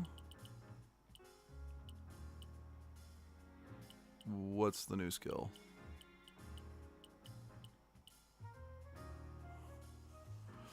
Oh. I'm assuming it's the illusionist. Since, yeah. Alright. Get that, add the deck. Alright, I need to really focus on upping spirit, since that's the...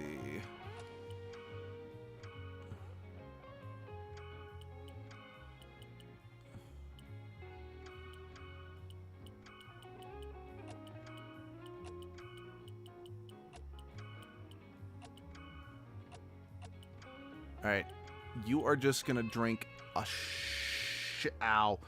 shit ton of tea tomorrow, Arnis. I apologize about that, but you like tea, so it'll be fine.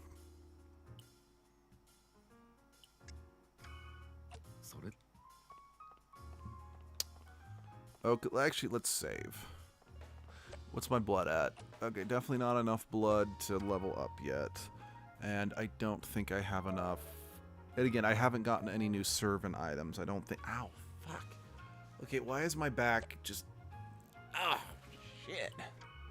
I'm okay, but... Oof. Sorry, my back just decided that it wanted to riot. Alright, deck load out. I've got group 3.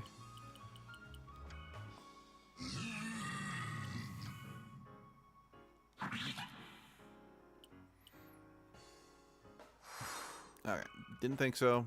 It was worth a shot.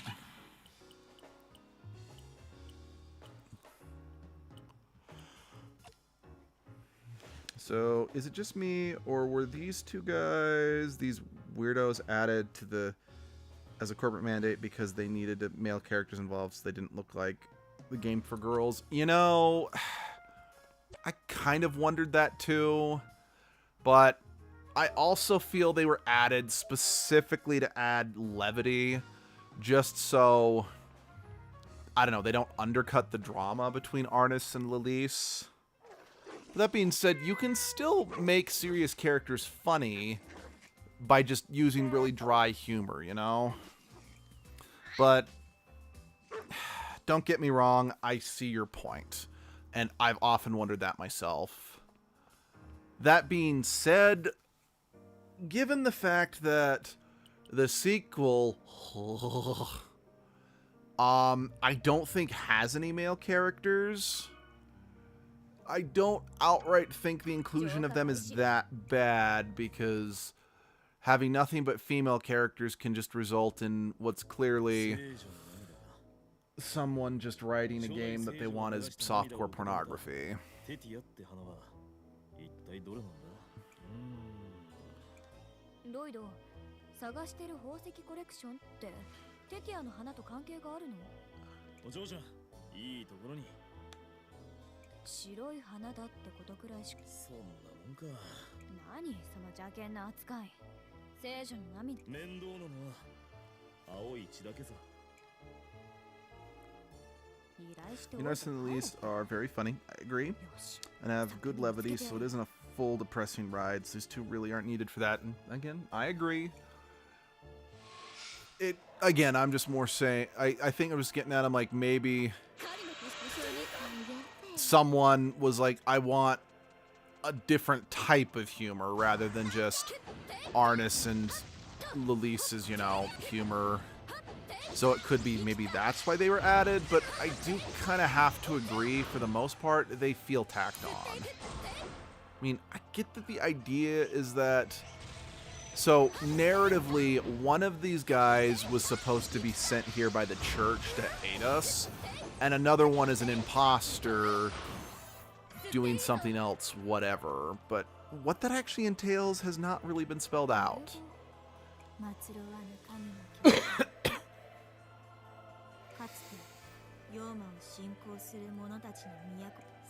Because, I mean, honestly, if we were just talking about, you know, having the male quota in the game, we have Simon. He's already checked that off. Then again, maybe they're like, I don't like the idea of the only male character in the game being the main villain, who's the Night Lord, and Simon, who's subservient to women. Which I'm of the opinion, I'm like, bitch, how many games, plays, whatever, movies where some of the only female characters are assistants to men, so our fragile male toxic masculinity could handle that. Especially since I think I feel Simon adds a certain dynamic to the game. Whereas, again, just kind of like you said, all Lloyd and the Professor really do is add comedy. I mean, I seem to remember they might have an in-story purpose, but I don't remember what it was, really. I like this game. I want to emphasize that, but a lot of the story beats do not properly stand out in my head because of how it's presented or because of how long it takes to kind of get to the point, you know?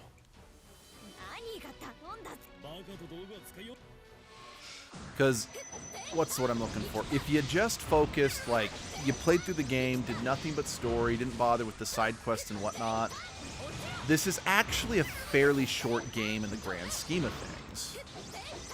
It's just, the game likes to pat itself.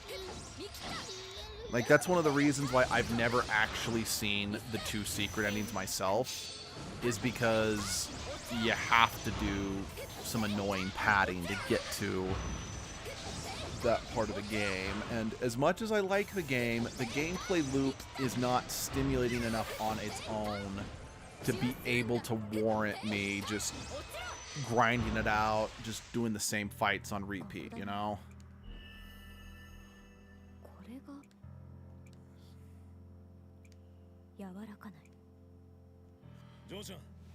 Again, is that a condemnation of this game?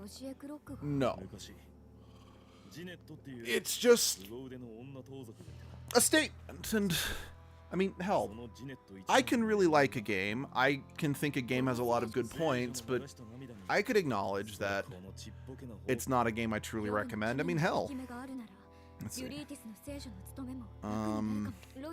You know, when I live streamed Tales of Symphonia, I mean, yes, the remastered one was not the best version of the game, but I threw out the entire game I kept pointing out what was bad about it and why I can't recommend the game to other people, or what was just dated about it, or how cliched the writing actually was. But I also made it very clear that none of those things mattered to me because of how important that game was to me in my development over the years. So it's like, yeah, do I like this game? I'll go as far to say that I love this game. But that doesn't necessarily mean that it's a game that I can just play over and over, you know, just... It's like Mass Effect. I think in terms of pure gameplay, Mass Effect and the second Paper Mario game, actually just in the first two Paper Mario games, those are the game, and Biomutant. Like, I don't care how many times I've played all of those games. I will just play them on repeat, and I will never get sick of them. But something like this or Tales of Symphonia, I appreciate them for things that they do, and things that I can admire. The downside is the gameplay loop is a bit weaker than the other games, so it's not something that I'm just going to pick up and play just whenever and wherever. I've got to be in the mood for it. Let's see. The story was very dragging out, mostly boring. The only truly good thing, relationship between Arnis and Elise. The drama of Elise potentially dying. I agree. I want to be very clear about that. The relationship between Arnis and Elise is, for me at least, that engaging. That does make me love this game and feel that it does deserve more attention than it did. That being said, this game needs polish and it needs some streamlining. And that's why I think is a big reason why I can't stand the sequel. Because a sequel is an opportunity to do what the first game, you know, take what the first game did and truly make it better. And they don't do that. And if anything, what they did basically ensured that we're not going to get a third game to really flesh out what this formula could have done. Because, yeah. I am someone that prioritizes good character over good story. Because for me, if I get invested in the characters, the story itself doesn't matter as much. That's why I love the Tales series so much, because many of them have stories that are just meh. But the characters are good enough, I'm usually on board that I don't care. However, even then, that has its limits. Because, for example, Abby and I have been trying to play through Fire Emblem Three Houses together, and we've been trying to get through it for almost a year at this point. Because, like, what we've been doing is that Abby loves... Abby's a big fan of the Persona series, and while I enjoy the Persona series, I struggle to get through them because they bore me. Whereas Abby loves the Fire Emblem franchise, but she struggles to get through them because they're difficult. So what we've kind of been doing is that I've been playing the Fire Emblem games while she's playing the Persona games off on the side, and we just kind of pause for necessary cutscenes to show each other, etc. And Three Houses, if they ever made a third game, it should be some boys, because they've already got the best lesbian with Arnis and Elise. You know, that would be fun. As long as it was still it would be about two boys, LGBTQ plus romance, or it could be about a cis boy with a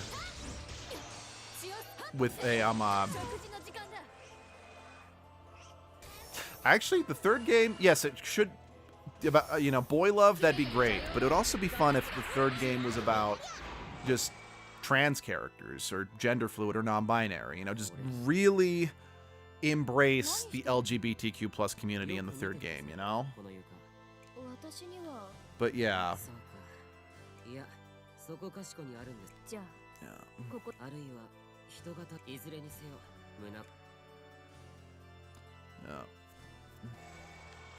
Because, yeah, you can play a game, and it could be like, oh, well, the what's it called? It's like, oh, well, the Knights of Azure game has always been about female leads. I'm like, okay, then have the main lead in the second game be maybe a trans woman. So, yeah, just still a woman, but a different, you know, just a different walk of life. Or maybe it's someone who was born a woman who, you know, but is maybe non-binary, so they're a they, them. So you can still keep some of the aesthetics that the games are known. Well, then again, I hate, part of the reason why the second game is so bad is the aesthetics. So I don't know, just they had a real opportunity to make the Knights of Azure series just a great beacon for, like, this is the LGBTQ plus series. And while they technically don't get away from that in the second game, they fetishized it too hard.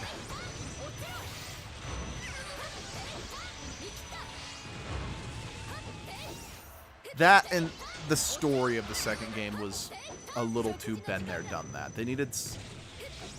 That is a problem with Knights of Azure, I will admit. The story of this game is too wrapped up in the world as a whole. So doing a sequel is difficult if the point and purpose of this game is to defeat the Night Lord once and for all. But once the Night Lord's defeated, that realistically should mean any and all threat to this world should never be an issue ever again, you know? Like, there's another game that I played that I got for like, I found for like $10 at a GameStop, so I gave it a shot. And honestly, it's a game I don't think is half bad. It's called Bound by Flame. I know the game apparently tanked, so there's never going to be a sequel.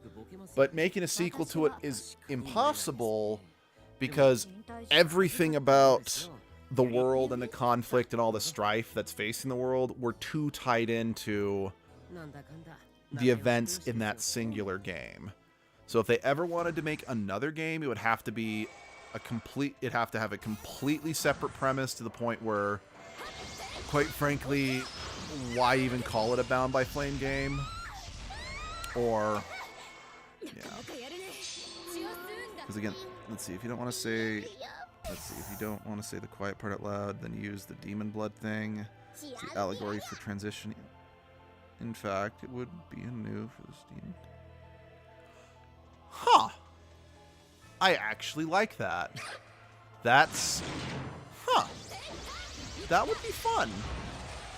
Have, you know, the main character, you know, using the demonic transformation as an allegory for transitioning. Yeah, because atypically, most things are presented with, you know, oh, becoming a full demon is often presented as a very bad thing. But given that I know that in the canonical ending for this game, Arnis does turn into a full demon to save Lilise from dying, her becoming a full demon is not presented as a bad thing there. So there's already precedent for that in this game, and then lean into that more. I'd like to see that, actually. I like that. I like that. I really like that idea. That's a good idea for a way they could handle that. Yeah, please. I'd play that. Again, as long as it's not overly fetishized. Because again, that was the thing that really killed the second game, was the amount of fetishization. Not necessarily any of the topics that were discussed in the second game, just it really leaned into fetishizing the LGBT, or not the LGBT community as a whole, just lesbianism.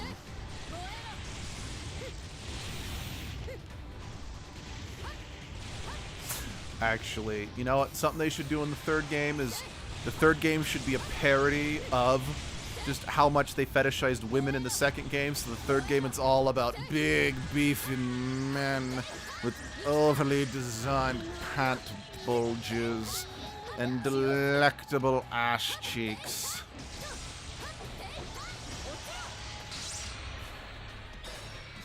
I mean, the church is present and shady, Who's the most historically oppressed of the LGBT community? Evangelical Christians. Yeah, no.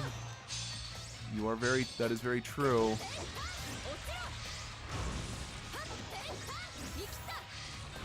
And yes, they can make the demonic transformations. And like the magical demon swords they do could be a euphemism for impotence and overcompensation. And only by accepting the love of their fellow men are they able to cure the raging, out of control. Sorry, I'm trying to make a boner joke, and I'm failing to find the words. But yeah, the only way they can resolve the overwhelming, painful boner is to acknowledge that all they needed was some just tender, genuine love from their BFFs.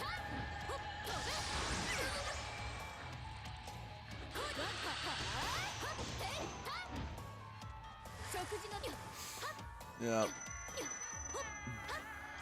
I mean, because, again, I kind of feel like this game was almost even laying the foundation for that idea.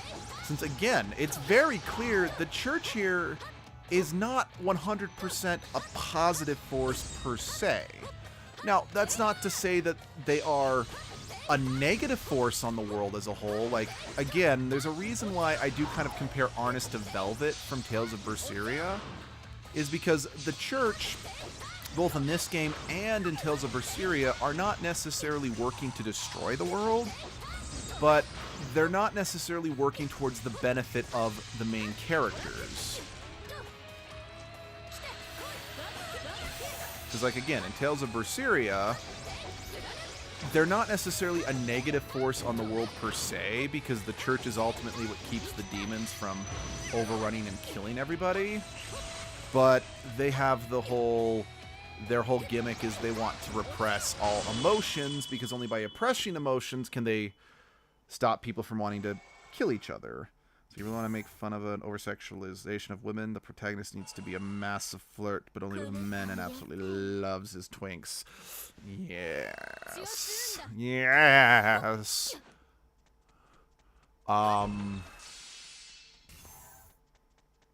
Where's I going with this?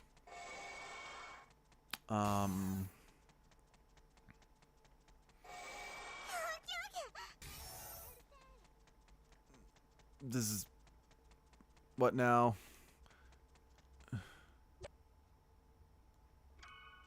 I was hoping a cutscene of us having our picnic would trigger. I don't necessarily want to cut and run because I'm worried that won't count towards the quest, because I'd rather not do this again, but I don't really know.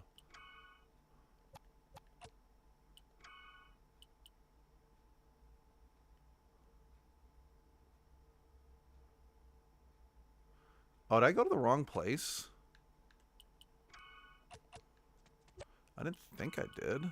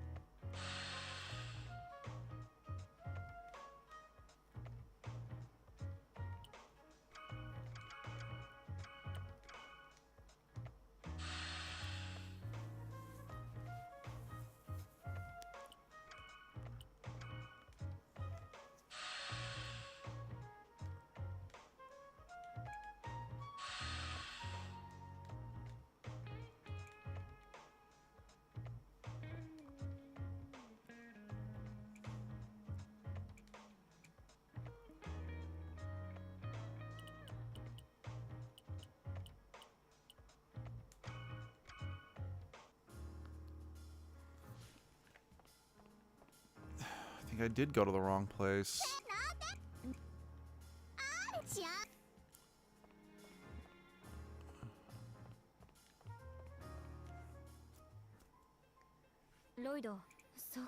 Oh, I didn't mean to skip that. Sorry, guys.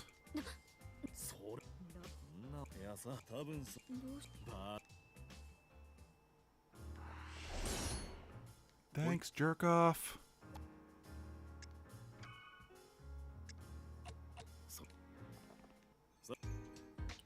おうジョーちゃん Nice. 商人どこかに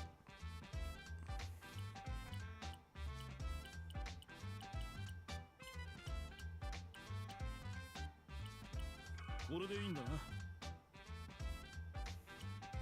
じゃあ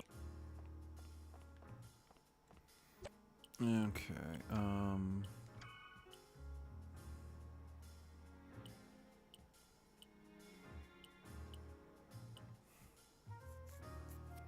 Yeah, I'm taking that. I always want to take the stuff that gives me more daytime shit, because that gives that's better. It's better as a whole.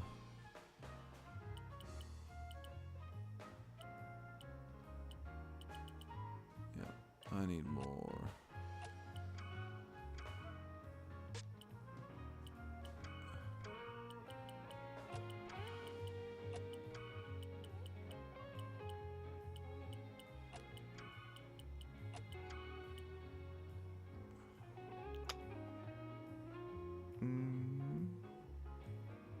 Yeah, I'll do that just so I can also up stamina a bit. Okay, let's save.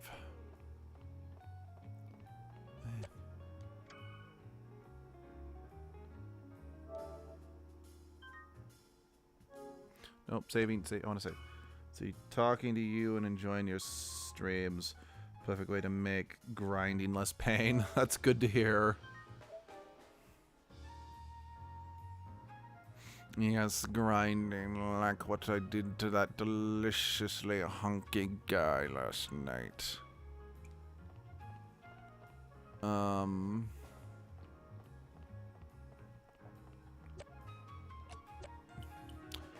went to the wrong side. The room's just beyond the artisan quarters. Okay.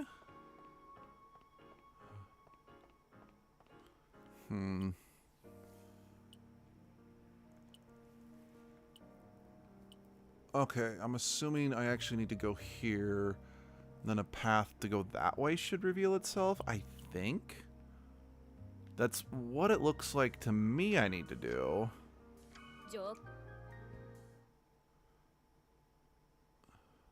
Yeah, okay. Yeah, that area's opening up now. Just where is that? It's down the stairs somewhere. So not this way.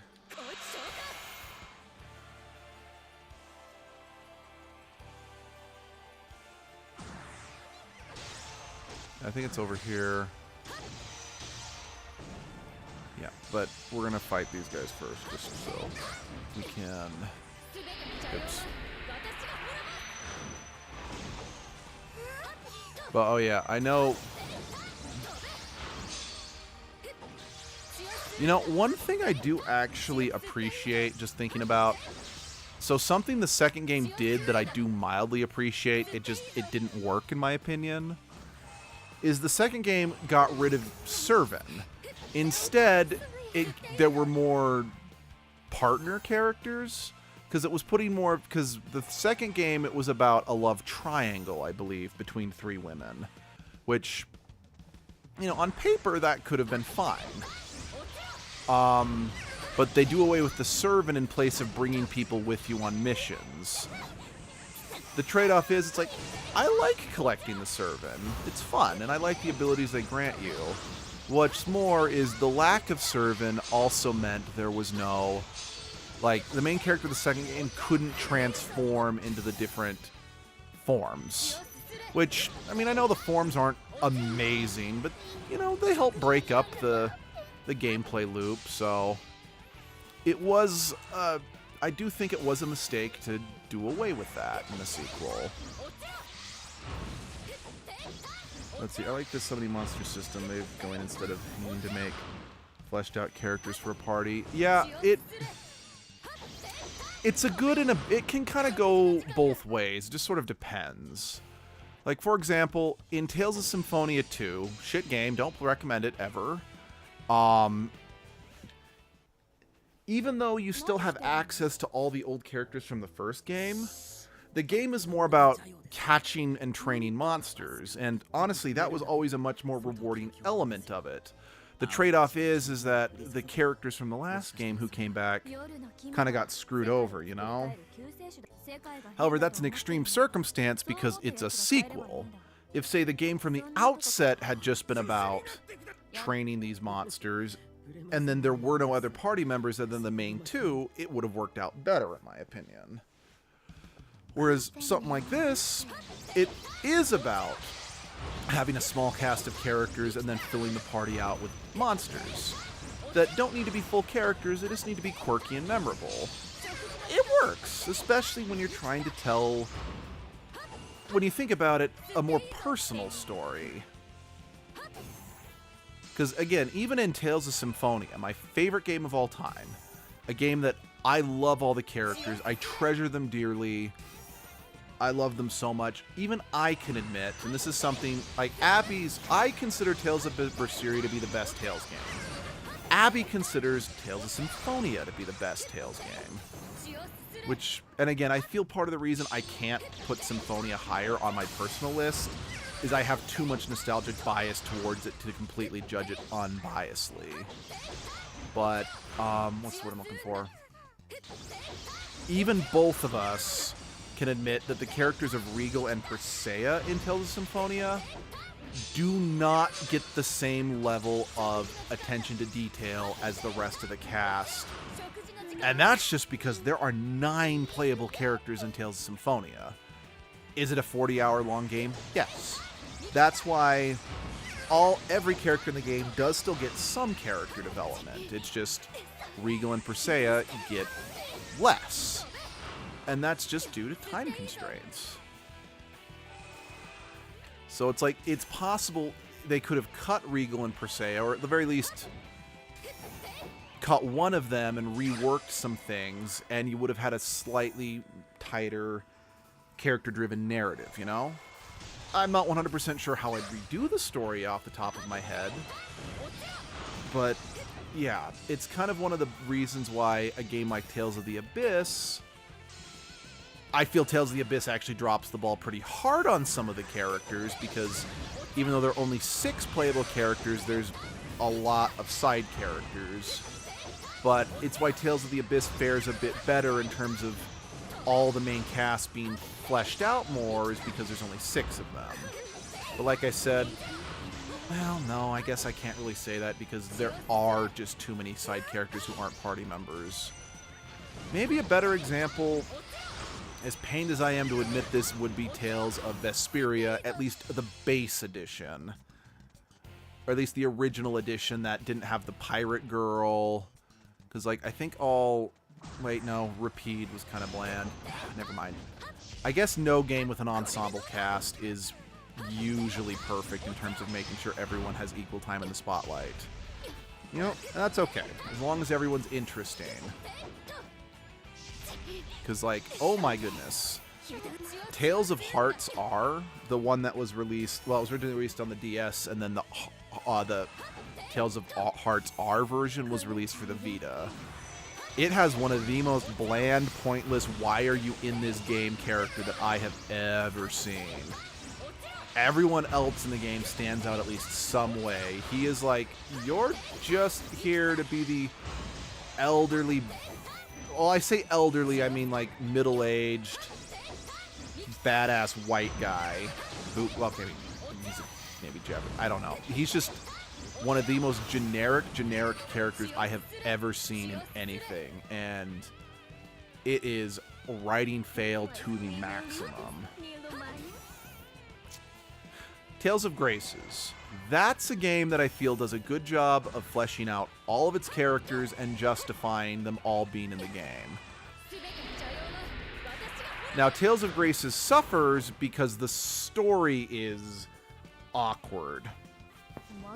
But again, I don't mind because, once again, Tales of Graces has such strong characters. I don't mind that it's not the story is not amazing. It's like Tales of Graces F has one of the most out-of-nowhere plot developments I have ever seen in a video game, and it just left me gobsmacked because of how much, it does not flow in the narrative. Like, basically, throughout the whole game, your best friend Richard, clearly he's being possessed by something. And you clearly learn early on that your friend / eventual daughter, because you do eventually adopt her, seems to have been, she is an artificial construct who seemed to be who was created specifically to kill this thing possessing your best friend. And while they've built up some mystery behind both this possessing force and your best friend, like where they come from, or there's words.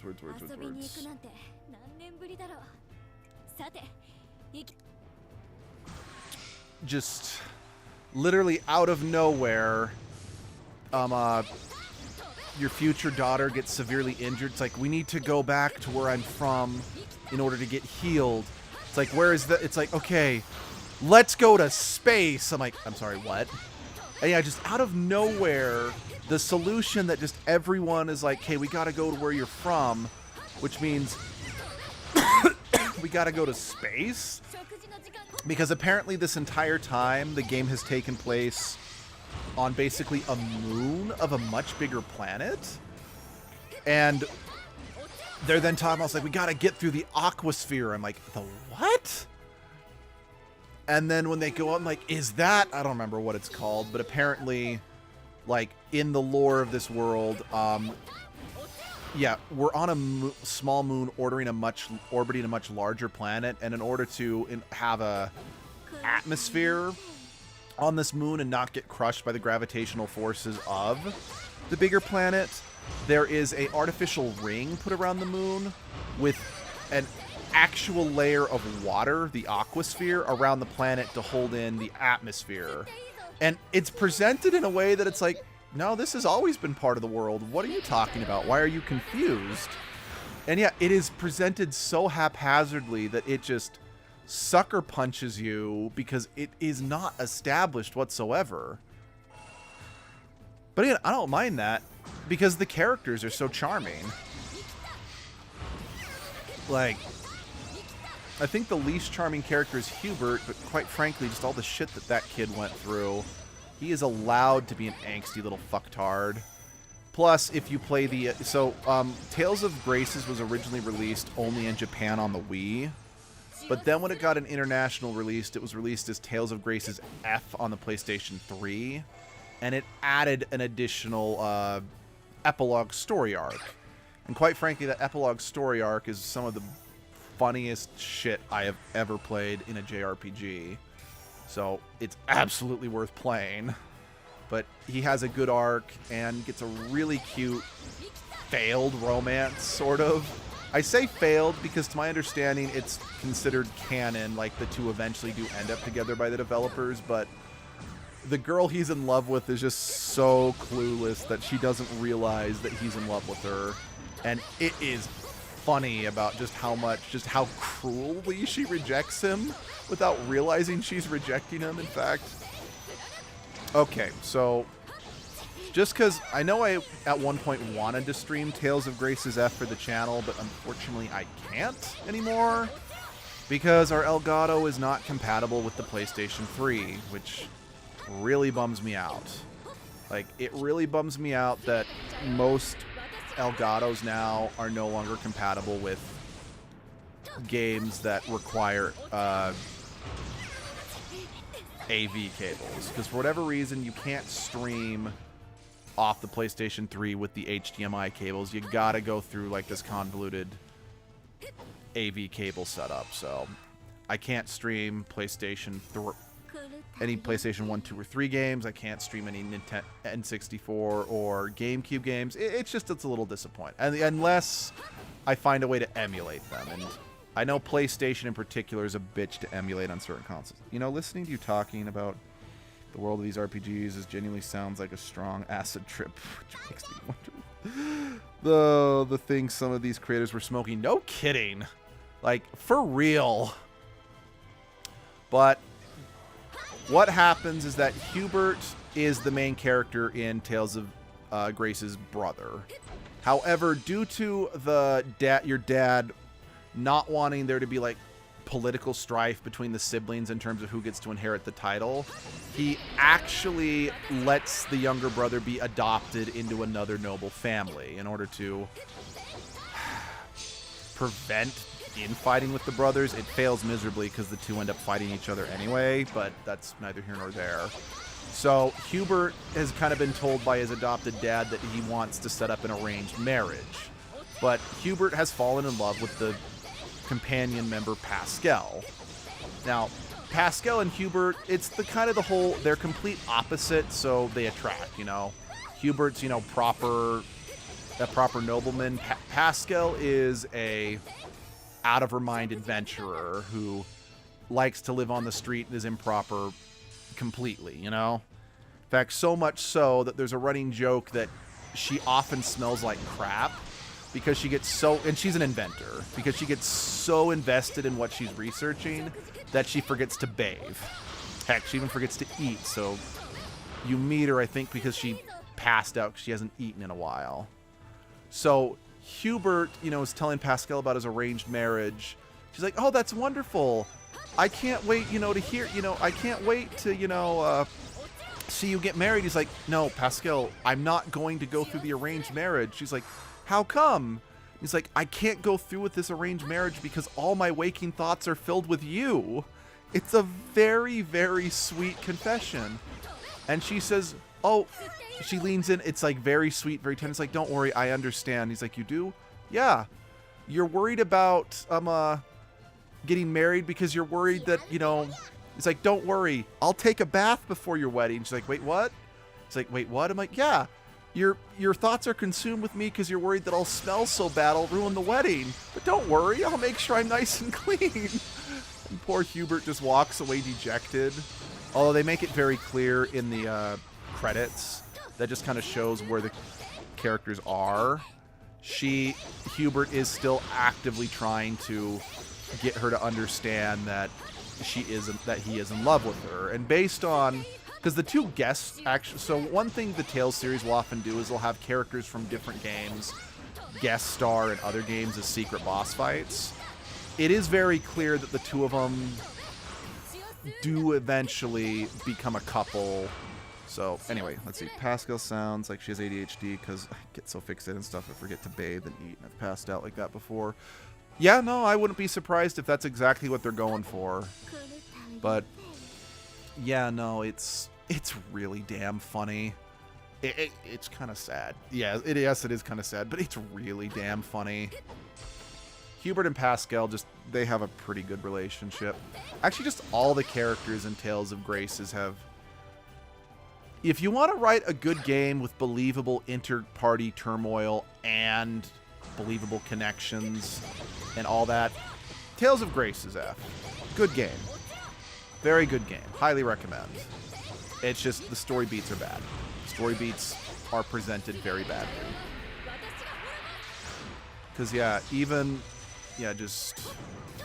So, in Tales of Graces, you actually start the game playing as the main character when he is, like, I think 10 years old or younger. I don't remember for sure. And I know a lot of people hate this part of the game, and I actually do understand why. But what's nice about it is it really lets you see how the main character develops as a person. Because when he starts the game, he's just that impulsive kid who's like, I'm going to be like the best knight ever, and I'll protect everyone, and I'll be badass and awesome. And the story arc ends with him nearly getting his brother and his two best friends. He nearly gets them both killed. So he has kind of a come to G. And heck, one of the friends is allegedly killed. Now, it's revealed later she's not, but that's not important. So it results in, so one friend's killed, two others are almost killed, and then his brother gets shipped off to be adopted, potentially never see him again. So it results in Asbel choosing to abandon his noble title to become a knight, so he actually can get stronger, so he can protect people like he wanted. So he very much It's like, I'm going to take responsibility for my childish, reckless behavior when I was a kid. So so when we join him in the main part of the game, when he's an adult, you really, really get to see just how well he's developed, because he's gone from someone who, like, don't get me wrong, he is arguably a bit too optimistic in some respects, but he's just someone who genuinely wants to go out of his way to protect as many people as possible, no matter what. Again, it's good character development, because at the end of the game, and I know I've already spoiled a fair bit. Sorry, we're almost out of time. We're getting out of here. A fair bit of Tales of Graces, but major spoilers for the end game here. They get to the end of the game. They find a way to expel the force that's possessing Richard, the best friend. And they're presented with the option. You find out that Sophie, the character he would eventually adopt, can destroy this possessing force at the cost of her own life. So right as she's about to do that, Asbel, the main character, actually throws himself at this possessing force, allowing him to enter his body. And they just kind of have a heart-to-heart where it's like, I'm not going to have you destroyed if you agree to stop trying to destroy everyone else. I know this sounds kind of... It works. It makes a lot more sense in context, but yeah. He ends up actually being able to save everybody by being able to convince... Because the main villain is honestly just a lost little kid. So he ends up saving everybody by just showing kindness to everybody. And it's good. It's a good character.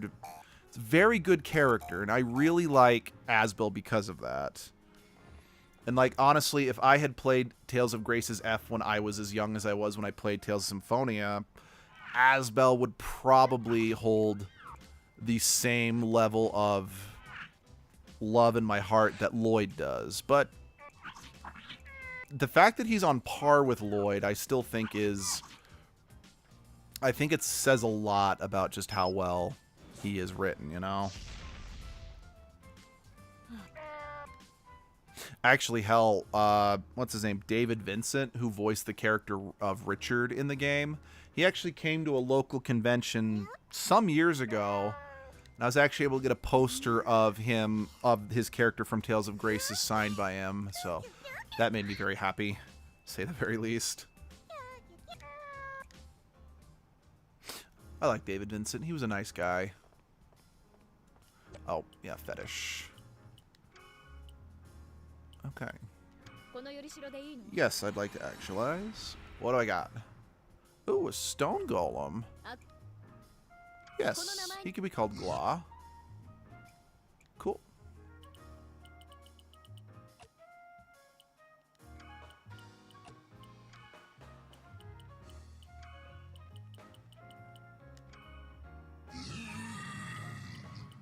If I remove you... No, it... No, still doesn't let me achieve the defense form yet. Let's see, I can't have double of you guys in one party, so... Still can't get that yet. How much is this? How much would that take? Okay, I'm gonna actualize another one of you guys, just so I can have a healer in that group. Oh wait, yeah, that's right. I need to get, if I can get the, oh. Wait.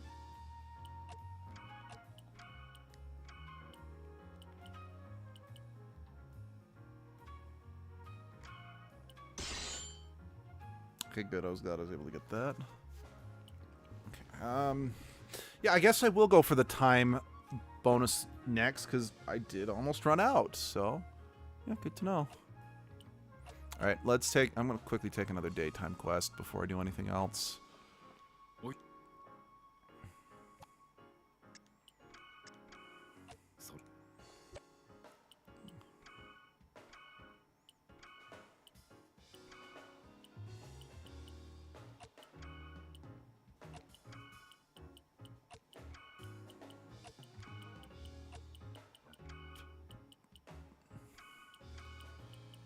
tea break, that can stay.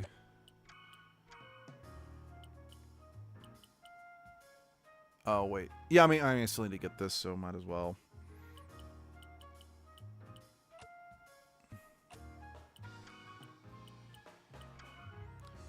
Here, I'm just gonna... Okay, no. So it does look like... Okay.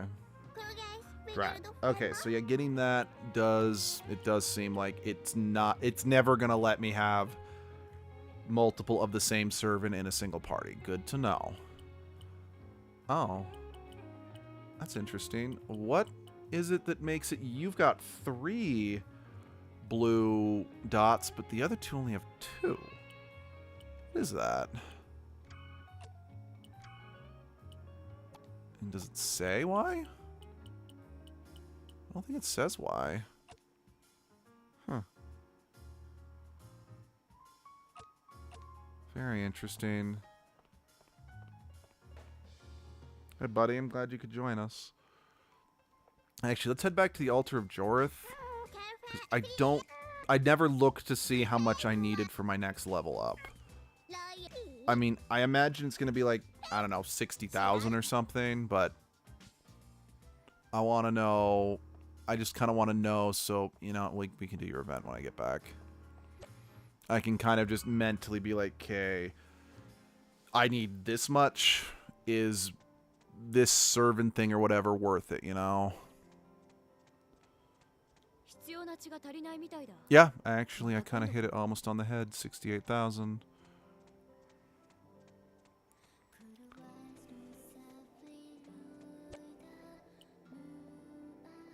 Yeah, actually, any events in the suites? Oh yeah, and I should also save.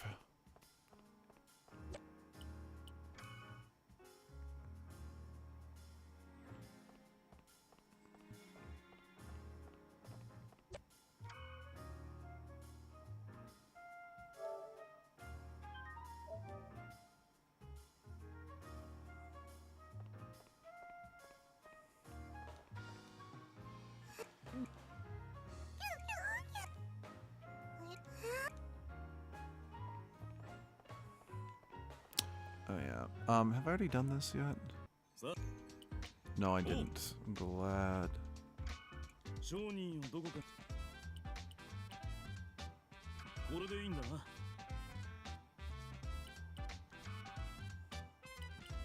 I want more cowbell. I need more cowbell.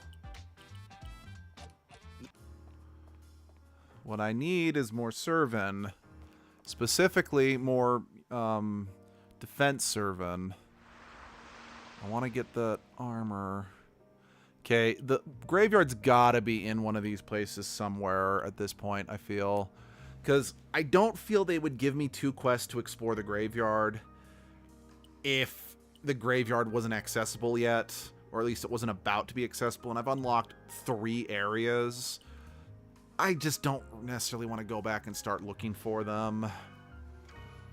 Just because... I'm not live streaming 100%. I just want to show the game off, and yeah, I don't want to take up too much time, you know, to do so.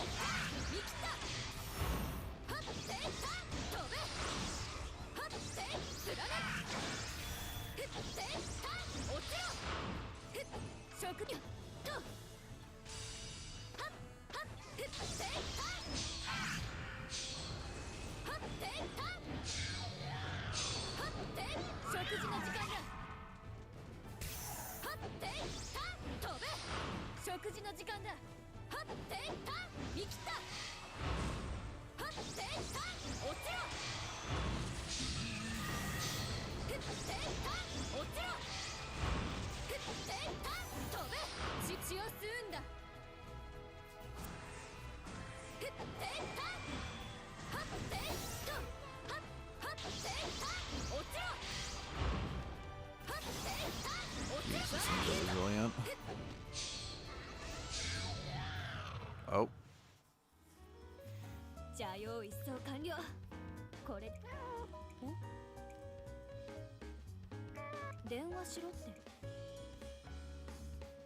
もしもし。はい。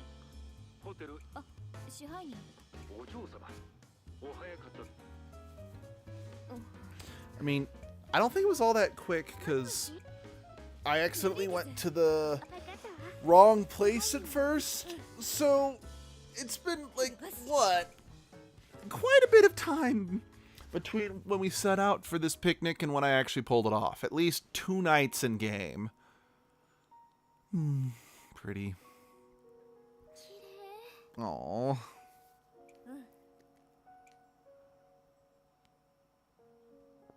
These two are a cinnamon bun that need to be protected. 夜と昼との境目ってさあ、じゃあ人間と妖魔とのわからないな。聖女に選ばれた時、あなたの昔夜の君の血に触れて、でも人としての心はなくさずに人間らしく生き始めて、その理由の一つが初めてできた親友の私の存在だって。 Yeah. 仕組まれた友情だったのよね。あなたをコントロールするために。 Yeah, but just because the friendship was orchestrated doesn't mean it couldn't become something real. 何もかも嘘だらけで。どんな出会い方だって出会いは出会いさ。君は。 Yeah. 私もよかった。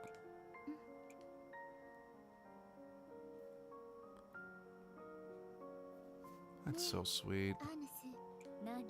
私、あなたが好き。 I'm... Given that they weren't allowed to show the kiss, I'm glad they're allowed to actually just say this, you know? あなたが人間でも妖魔でも構わない。あなたがどんな姿になっても私はずっと。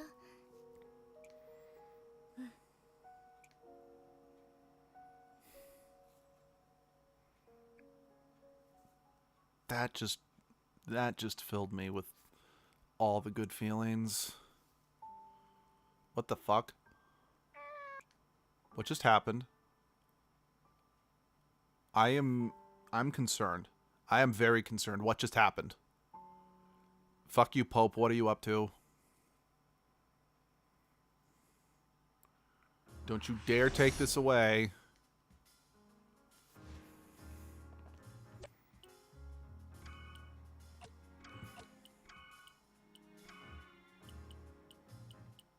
Okay, looks like we've only got one more scenario in chapter 4. And, by the way, there's only 5 chapters in the main story, and then I think a post-game chapter. Lobby. So, we could be getting close to the end. Again, I sadly don't know how many more streams it's going to take, just because the game is padded pretty bad. おはよ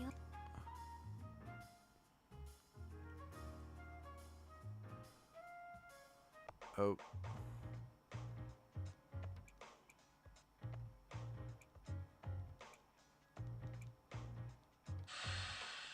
Sweet.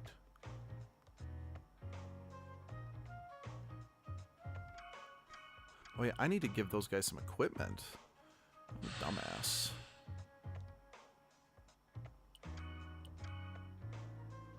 Just bluntly confessing is also important to the story, as Lelise is very open with emotions and Arnis is unsure how to show her properly, so she debates how to say her feelings from here on out. Yeah, no, I can agree with that. Yeah, I kind of knew that that wouldn't allow... Yeah. Yeah, no, hold on. I'll do that after I get my guys some equipment.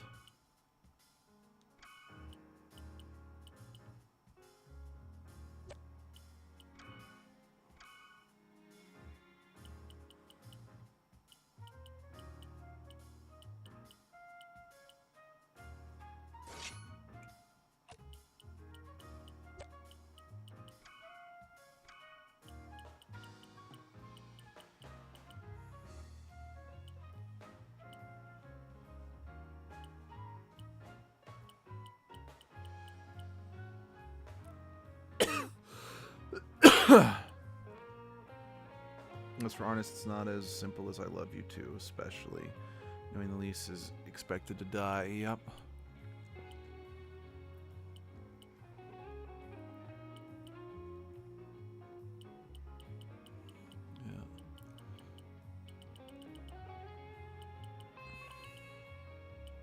Because, yeah, like you said, she does clearly love her, and that's not up for debate.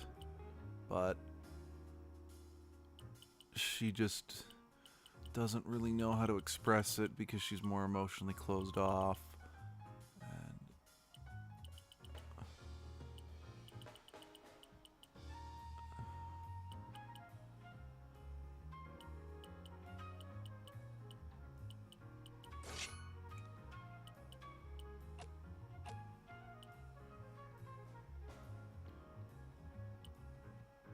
yeah, alright. Still working towards that. Alright. Yeah, let's go to the altar of Jorth. Don't go. あれ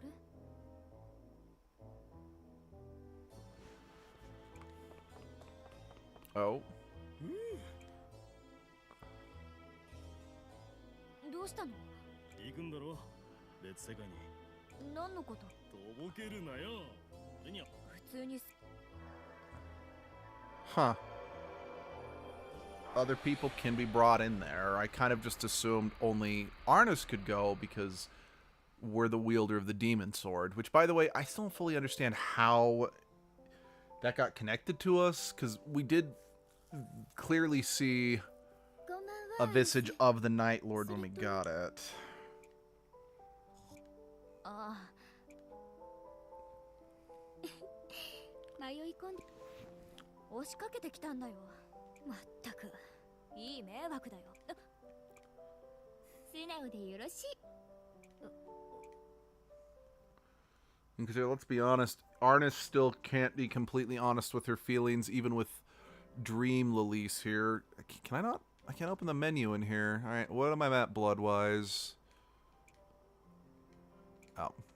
Right, because that's not the Maiden of Jorth that's here. That's the Dream Lilise. Hey, fucker cat. What's up? 何や。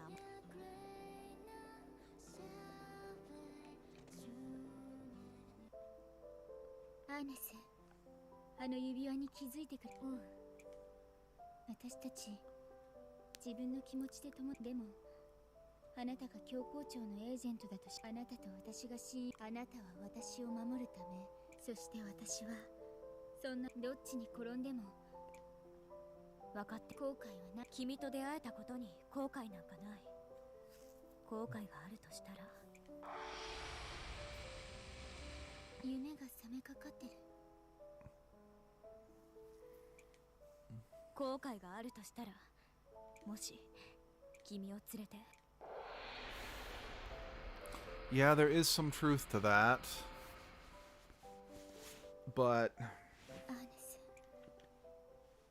because there is a distinct possibility that if you'd been honest sooner, you might have been able to talk Lilise out of this. But くそ。夢世界には商売のビジネスじゃないさ。この世界が終わっても続く。しこの世が明けない夜に包まれたら、みんな夢の中だ。ロイドは世界が滅び。俺はジョーちゃんたちがそれは I mean, we are setting that up as a possible option. 答えるのよ。だって世界の終焉なんてロマンチックじゃないか。おやすみ。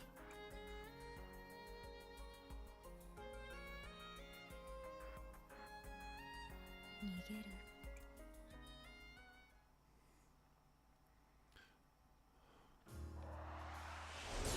Oh. Are we done with chapter 4 then? Are we on to scenario 5?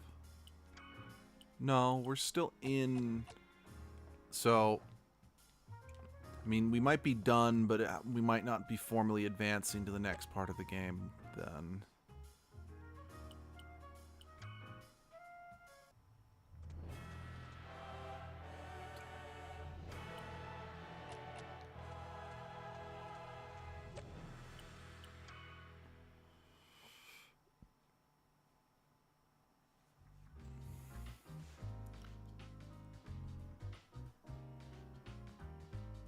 Trash.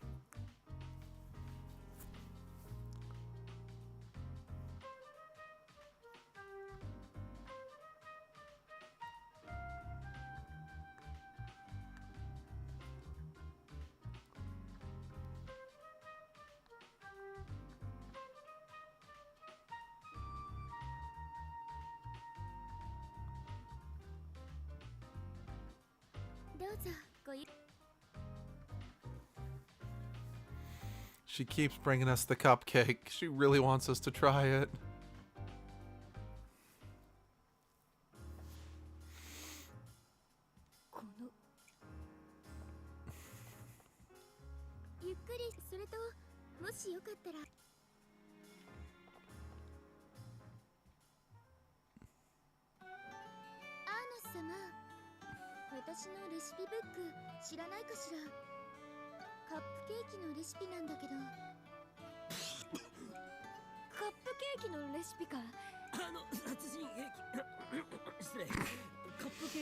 I haven't seen a book of murder weapons. 知らねえな。そうあのレシピがないといいじゃないですか。この機会になくなったものはすっぱり諦めて。Again, I don't know if we just lean into the idea of weaponizing her cupcakes. 私もう少し探してみるわ。リリーです。これ放出されるな。わかった。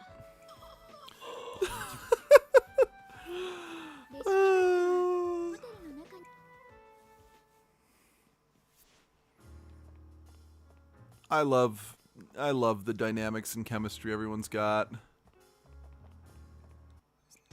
No, I didn't think so. Yeah. Is that really all you had to say? You wanted to reiterate a point that everyone already knew? 夢の小箱と呼ばれる魔法の品です。それすんげえ金の匂いが。それ無事に開けることができればの話です。まあそんな。ああもう。永遠であるエージェントに届けてほしいんです。今回の指令はお使いか。前回の失敗から慎重になっている。全部こっちに置いて。ただ今回接触予定。聖騎士はみんそんなす夜との必ずしもいずれにせよ先輩エージェントとの先輩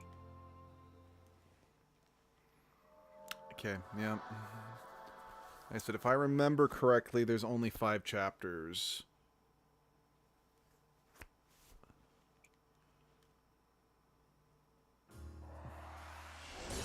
Yeah, I could be wrong and it's 6. The point is, I know there's not a ton.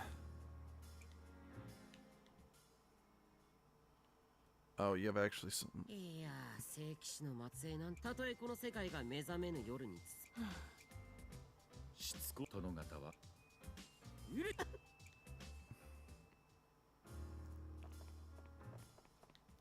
他のエージェントアーナス様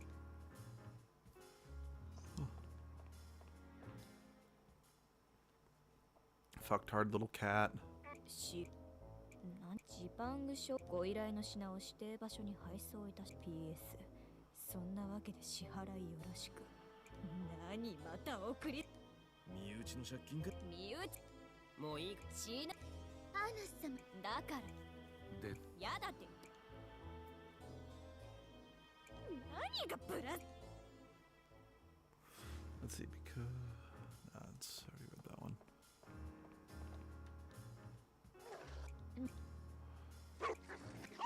I'm glad everyone is just going out of their way to talk about how grateful they are that, you know, mom and dad aren't fighting anymore, basically. I really want these because I'm pretty sure those are fetishes.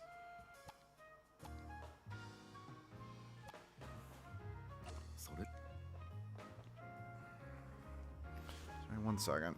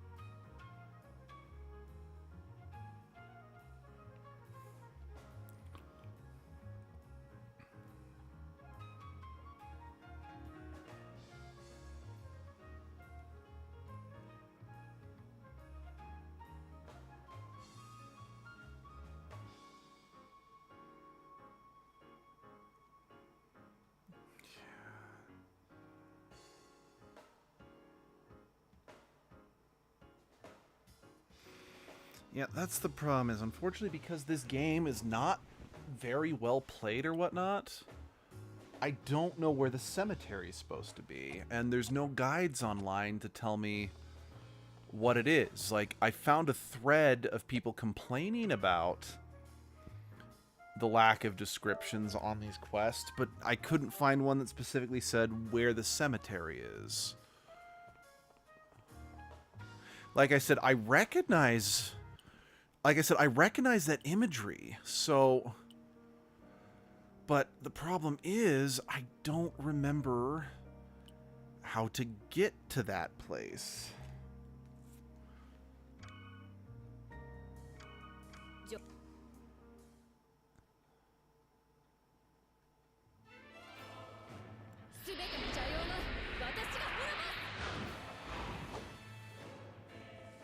Right. I can't actually leave from this place. So that was a waste of time. Blah, blah, blah, blah, blah. We didn't do anything. Yeah, blah, blah, blah, blah, blah.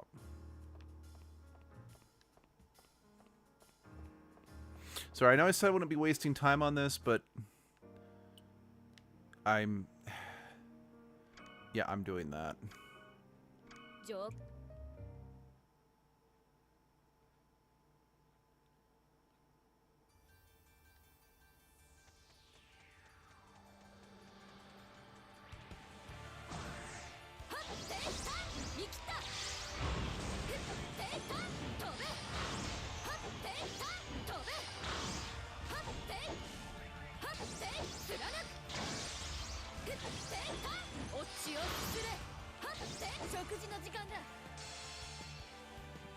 I think this one leads me farther into the opera house, which is, so I don't think this is where I want to go. Nope.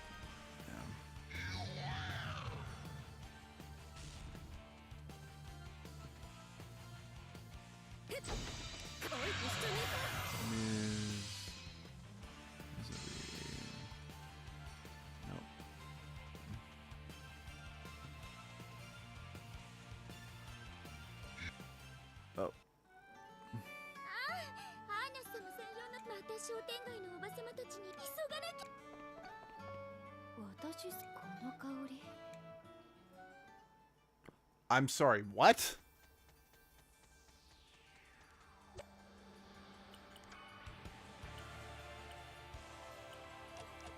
What laundry detergent? What's happening? 教皇庁期待の聖女がやってきたとあんたは妖魔の関連人生胸ですね What's happening? 夜の時間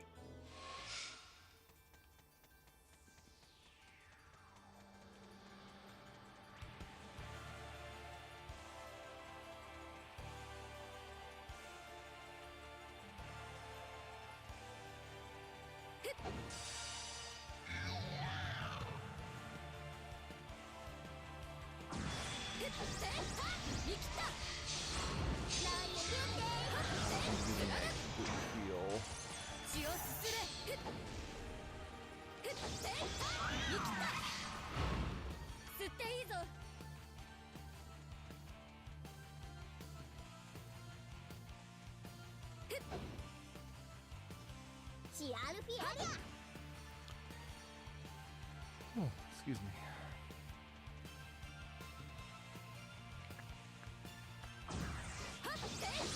Oh, piss off.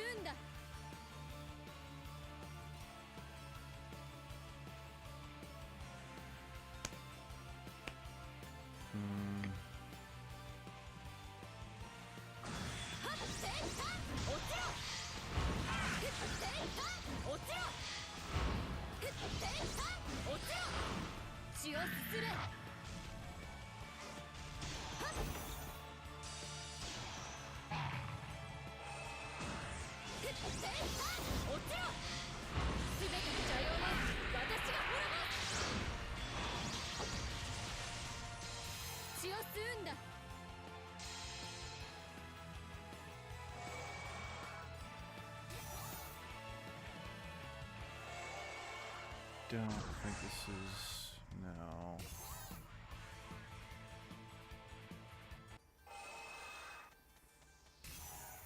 Okay, can I just run past everyone?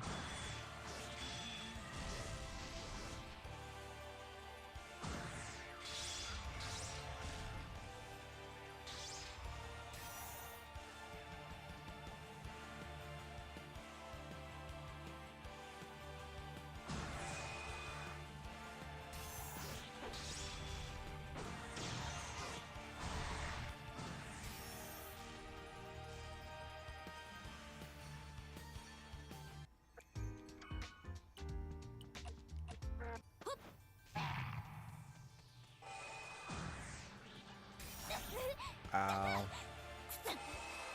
Dude, you killed my bomb. Why'd you kill my bomb? You're such a bomb. Yeah, okay. I can run past everybody. Yeah, I just need to explore.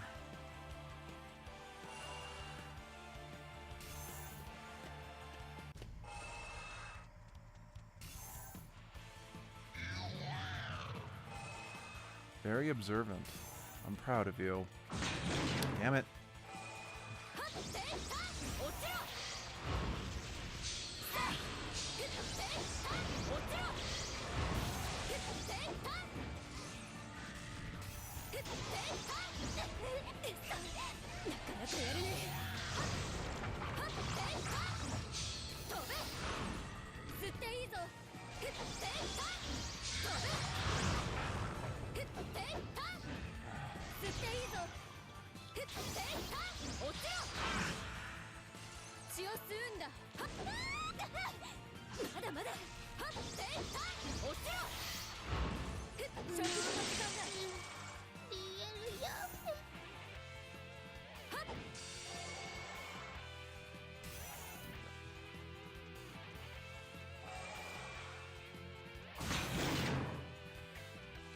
You're really determined to get my goat, aren't you?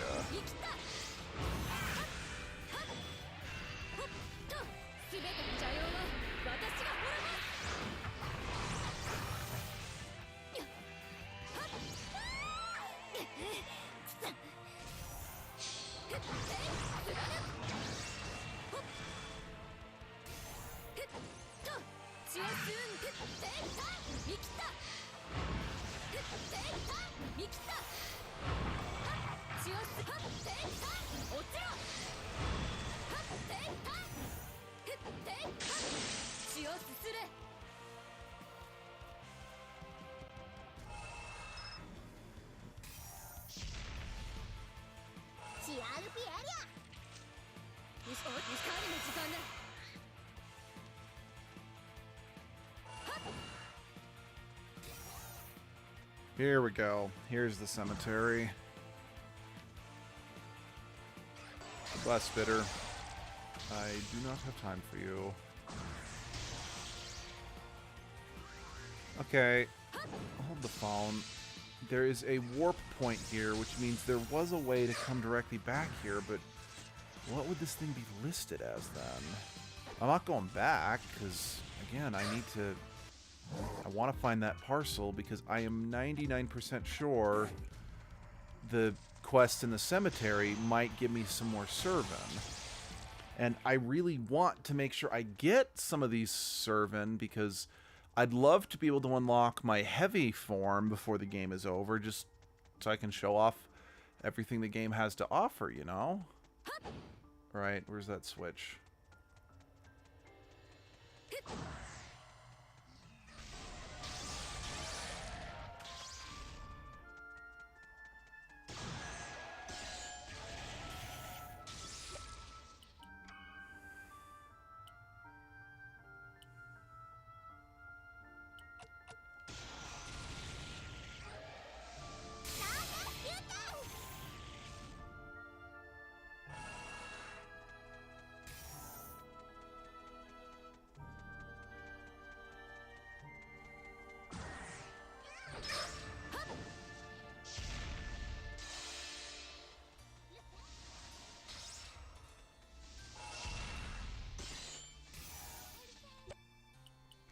Did I do? I did. Alright. Let us return. Sorry for wasting time on that, but I really wanted to put... Those quests were bugging me, and I wanted to put them to bed.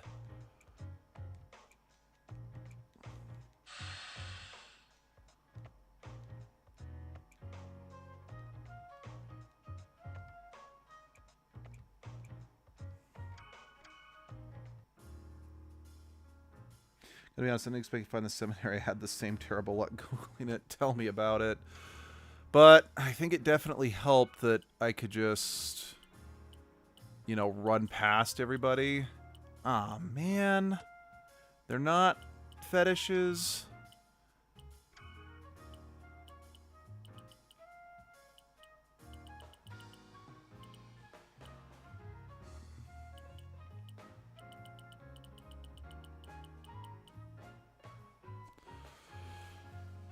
I mean, they're not bad, but that's a shame. Alright, I'm sorry I'm sorry about that.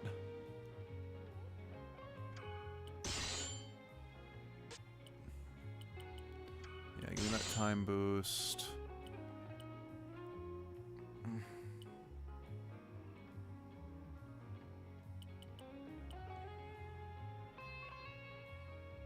Sure.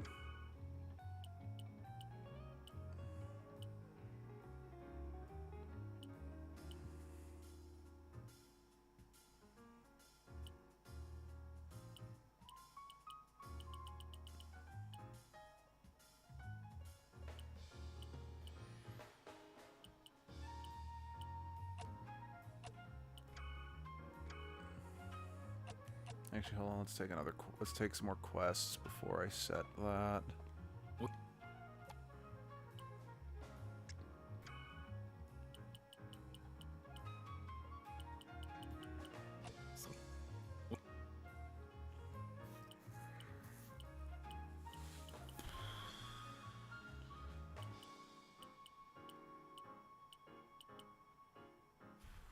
Oh, man. Okay, hold on.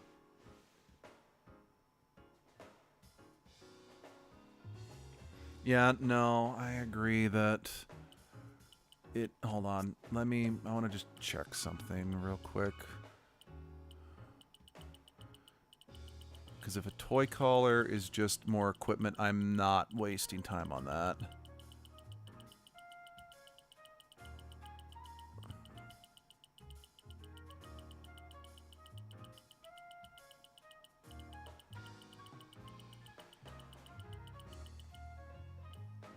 Okay, it is one, but I've already got that one.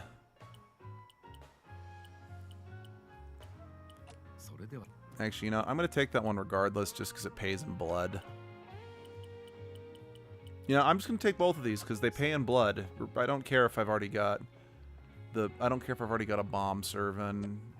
The blood is what I care about.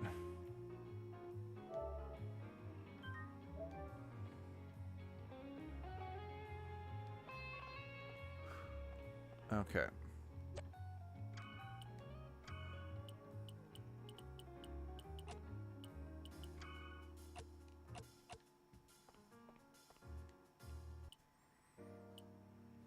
Alright, that's probably just to go get... Yeah, that's to get the packages, and that's to move forward. Alright, let's go grab the package, I think. Pretty sure that's what this is for. Okay, I might need to end the stream soon, just because, again, I like the game. It's repetitive, and I am getting a little tired of it. At least for now. So, yeah.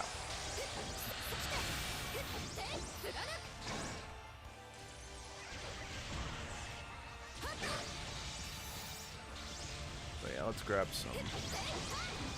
Let's get some blood. Let's get some experience. We can do that. Actually, hold on. Let's give you guys the experience.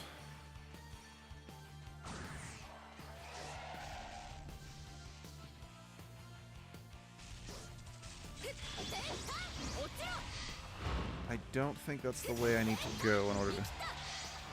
Yeah, again, I like the game.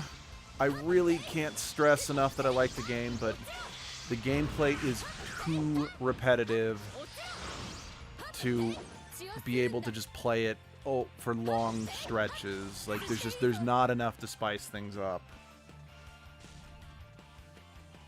Again, and I feel bad saying that, because my love for this game is pretty... I think I've been very open about my enjoyment of this game, but I have my limits, sadly. Okay, sorry, I'm just running past you guys.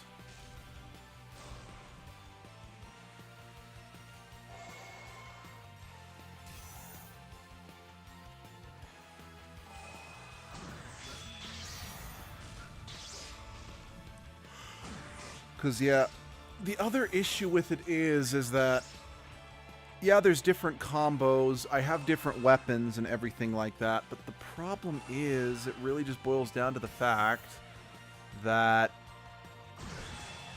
there's not really a whole lot to the combat. Like, I just kind of keep mashing the same buttons on repeat because it gives me the same results regardless. And since the gun and the daggers kind of feel useless, it's just, I hit things with my sword a lot. Oh, okay, well, I found... okay.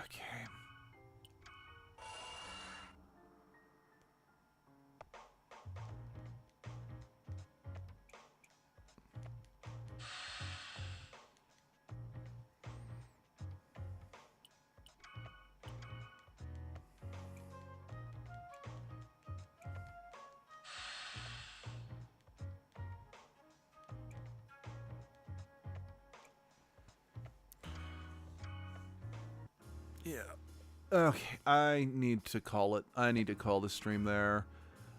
I very much look forward to getting back to it, but I think this is definitely the longest I've... Geez, 3 hours is the longest I've streamed this particular game, and, you know, I think 2 hours is probably a better length for this, but I really was just trying to get as much in today as I could. So, yeah, thanks for joining me. Like I said, I'm not sure how many more streams of this particular game I have left.